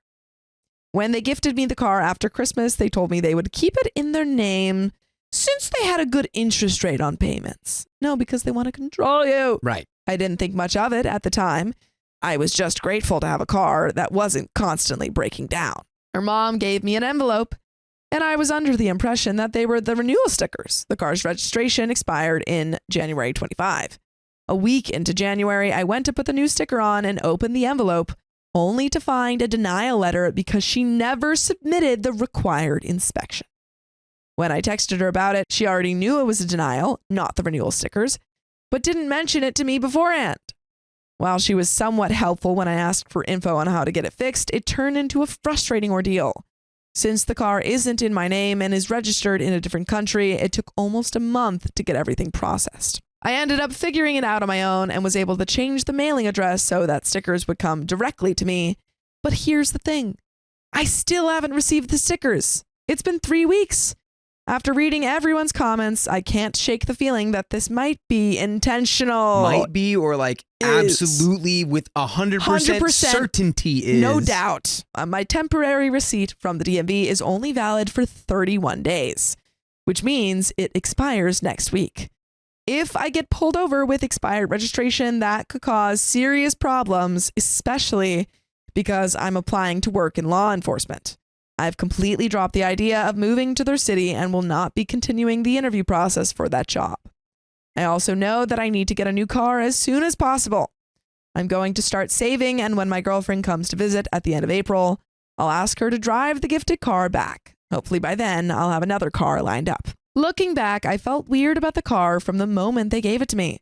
I was excited and grateful, but something in my gut told me there were strings attached. Before the car, I didn't feel like I owed them anything or that they were entitled to details about my life. Now I feel like they use it as leverage to monitor me. I know I need to talk to my girlfriend about this, but I want to approach it in a way that isn't judgmental. Just honest about how I feel.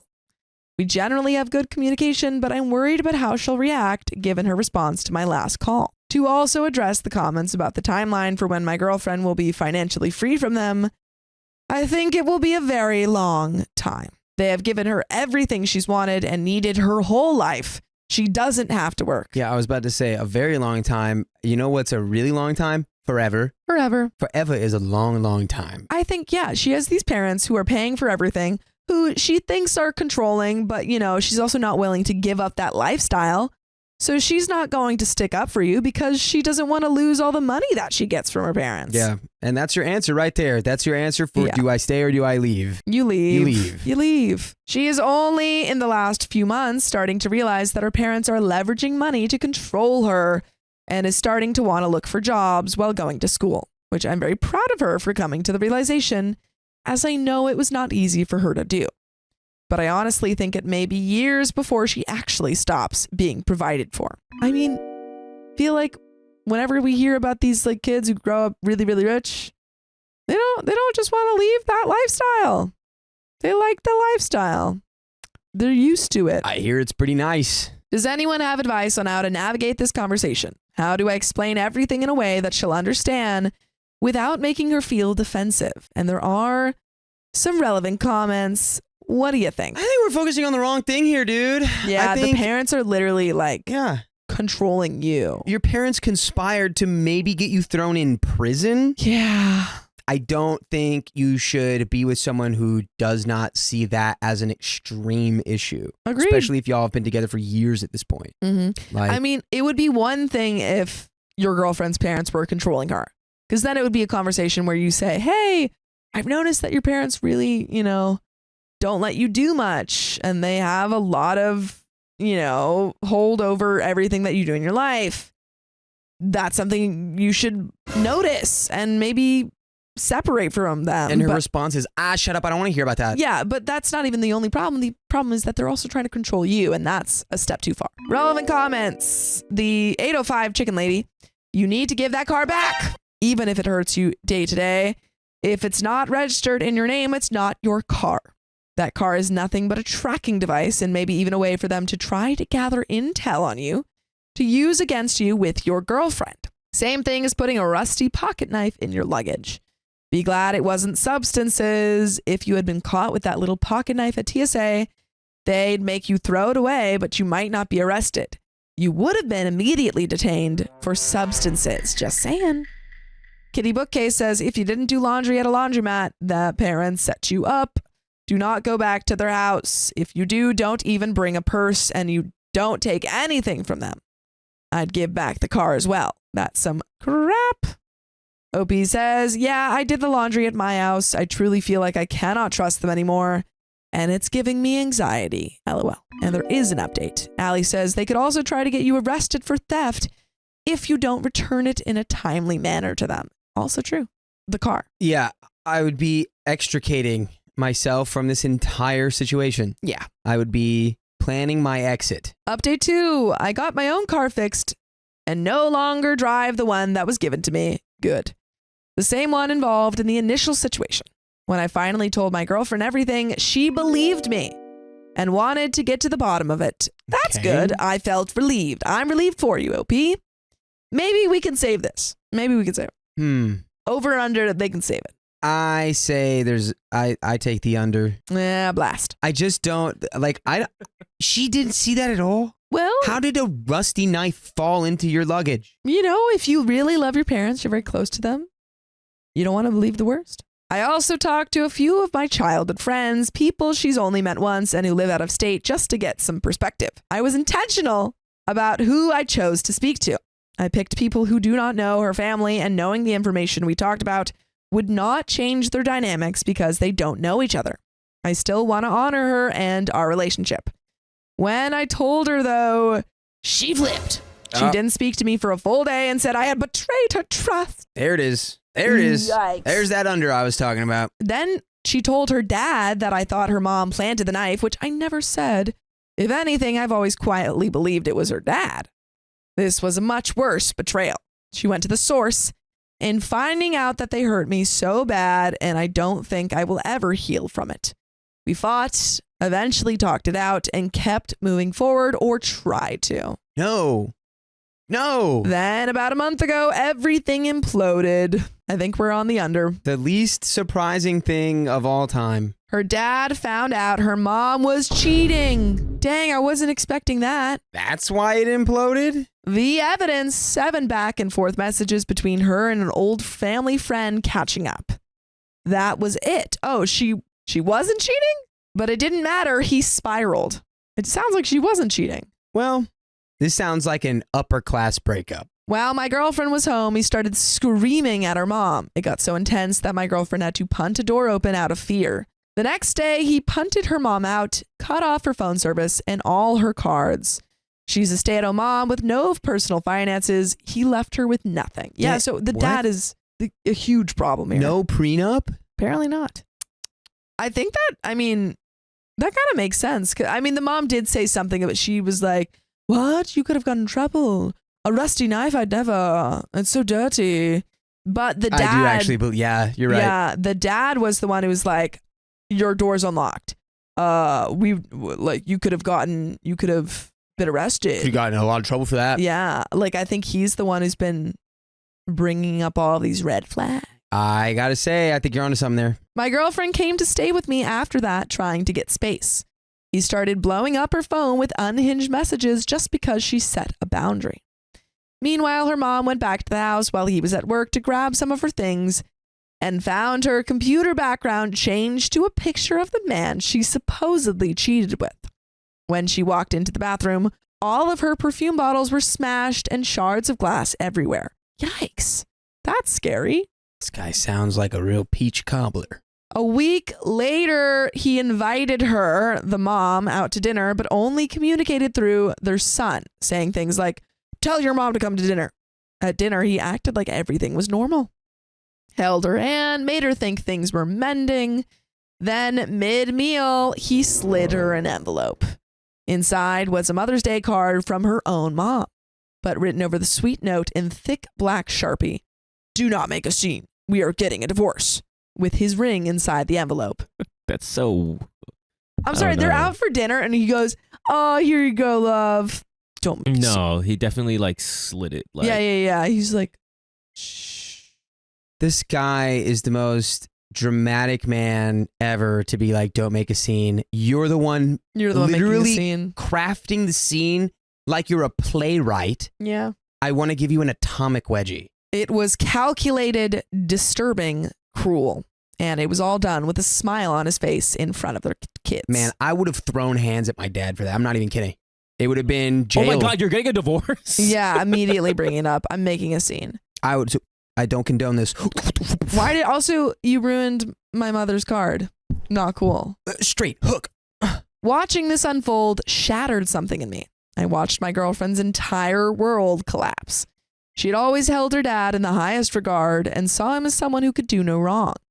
But I thought, finally, maybe now she'll see what I've been seeing all along. Because I never truly believed her mom planted the knife. I always felt it was him.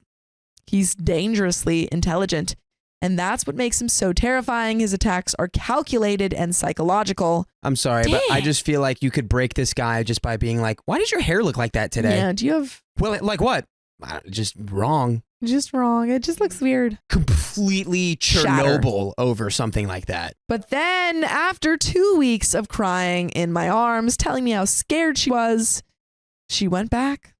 And the same night she got back, she said she had a good talk with her dad and that they were good now. Just like that. Here comes the money. Yeah, he said, she said, I'm so upset with you for doing that to my mom. And he said, here's $2,000. And she said, I'm not that upset. And he said, here's $5,000. And she said, okay, I'm not upset at all. After everything, Now her mom is fully moved back in. They're all acting like none of it ever happened. He divorced her. Here comes the money. And my girlfriend is doing the same. She's given herself no space to process. She's always been expected to be everyone's rock, to hold it all together, and now she's doing that again, pretending everything is fine. I would 10 out of 10 times rather be destitute with nothing than to be in this situation. Yeah, I'm so confused.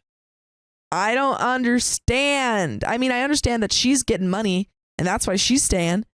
But OP, don't put up with this, please. I don't throw around the P word a lot, but this guy sounds like a psychopath. Yeah, I mean the dad does. Yeah, absolutely, Yeah. absolutely. Like actually, that's psychopathic. OP even called it out. I also think that these are really rich people who have no kind of no touch. They're very out of touch with reality. Mm-hmm. And OP, you seem like a grounded person. Yeah. You don't need to stick around these people. You can go find. I think you can find a much better situation. Yeah. And not to be. I don't want to cast an aspersion over all people who are wealthy, which of course you can't do that with any subset of any group of people ever. Of course not. But a lot of people who are psychopaths or sociopaths they can be pretty wealthy. And it's because when you have nothing preventing you from literally just taking whatever you want without feeling anything bad about it, you can tend to acquire quite a bit of wealth. Well, yeah. I mean, a lot of wealth comes from exploitation. So if you have no qualms about exploiting people, you can make a bunch of money. I couldn't take it anymore. After being on the phone with her and hearing her interact with her parents like nothing happened, I finally told her the truth, that she's being manipulated, that it's hard to watch, that I will never see her parents the same way again, that I don't want a relationship with them moving forward. By the way, I want a relationship with you guys moving forward, and if you want that too, you can go listen to full episodes of stories just like this on Apple Podcasts, Spotify, or iHeartRadio, and search up OK Storytime. Appa Podcast. Appa Podcast. Appa Podcast. Appa It's Podcast. just one guy saying yip yip. I would encourage your girlfriend to get herself out from underneath the thumb of her father, and I would no longer be in a intimate relationship with her, because I think it's just not a healthy situation. Sophia's stretching. But folks, I think here we have a little bit left. I don't know if you can stay in a relationship with where your girlfriend just fundamentally doesn't recognize what her parents are doing, especially her dad. I mean, they have totally violated boundaries on your part. And so the fact that, it makes sense that she can't see what they're doing to her. I think that's a lot easier to do. But the fact that she is not willing to even notice what they're doing to you is not okay. And you guys aren't in a partnership. And it's been 3 years and she doesn't recognize. So that's not changing anytime soon. But there's a little bit left. It hurt her deeply. She wants me to be good with her family. I get it. They mean everything to her. But I will never be good with them. I'm still so angry for her because all I see is how they use her, manipulate her, and take advantage of her loyalty, and she doesn't see it. We argued again. I'm exhausted. We're supposed to be moving abroad together in 2 months, and yet we're both trying to live in completely different realities. I love her, but this is breaking me. And relevant comments. Dragon Seafruit says, your relationship is over. Please take it out back and end it already. Please take it out back and do an old yeller on it. Watching this miserably play out isn't fun for anyone. Opie says, I don't agree that our relationship is over. We're really great in person, have been doing long distance for a year, and for the most part have continued to push each other to grow and be better versions of ourselves. We just need to learn how to navigate our family dynamic in a way that I get to keep my boundaries, and she still gets to feel connected to her family. Isn't going to work. That's the end of that story. OP wrote all of that and then was like, no, it's not over. It's not over. It's over, girl. I'm sorry. It's okay for it to be over. It's okay. Just because you put 3 years in doesn't mean that you got to put more, because a sunk cost fallacy. Sunk cost fallacy is quite a doozy. If she saw what her family was doing to you, if she recognized that, and if she put up boundaries with them, different story. That is not the case. But that, unfortunately, is the end of that story. OP did not learn anything by the end of it. That is true. Funny that it all started with her being like, I'm jealous of my partner. How do I fix that? Well, And then my partner's family are literally trying to control my entire life. What do I do? they say the first stage to get to acceptance, it's denial. It's denial. She might be on the road then. She might be To on accepting the that that road. relationship is gone. Yeah. Whew, but that is the end of that It sure is. story. And I believe the end of the episode. Mm-hmm. So if you love us, make sure to subscribe. We love you and see you tomorrow.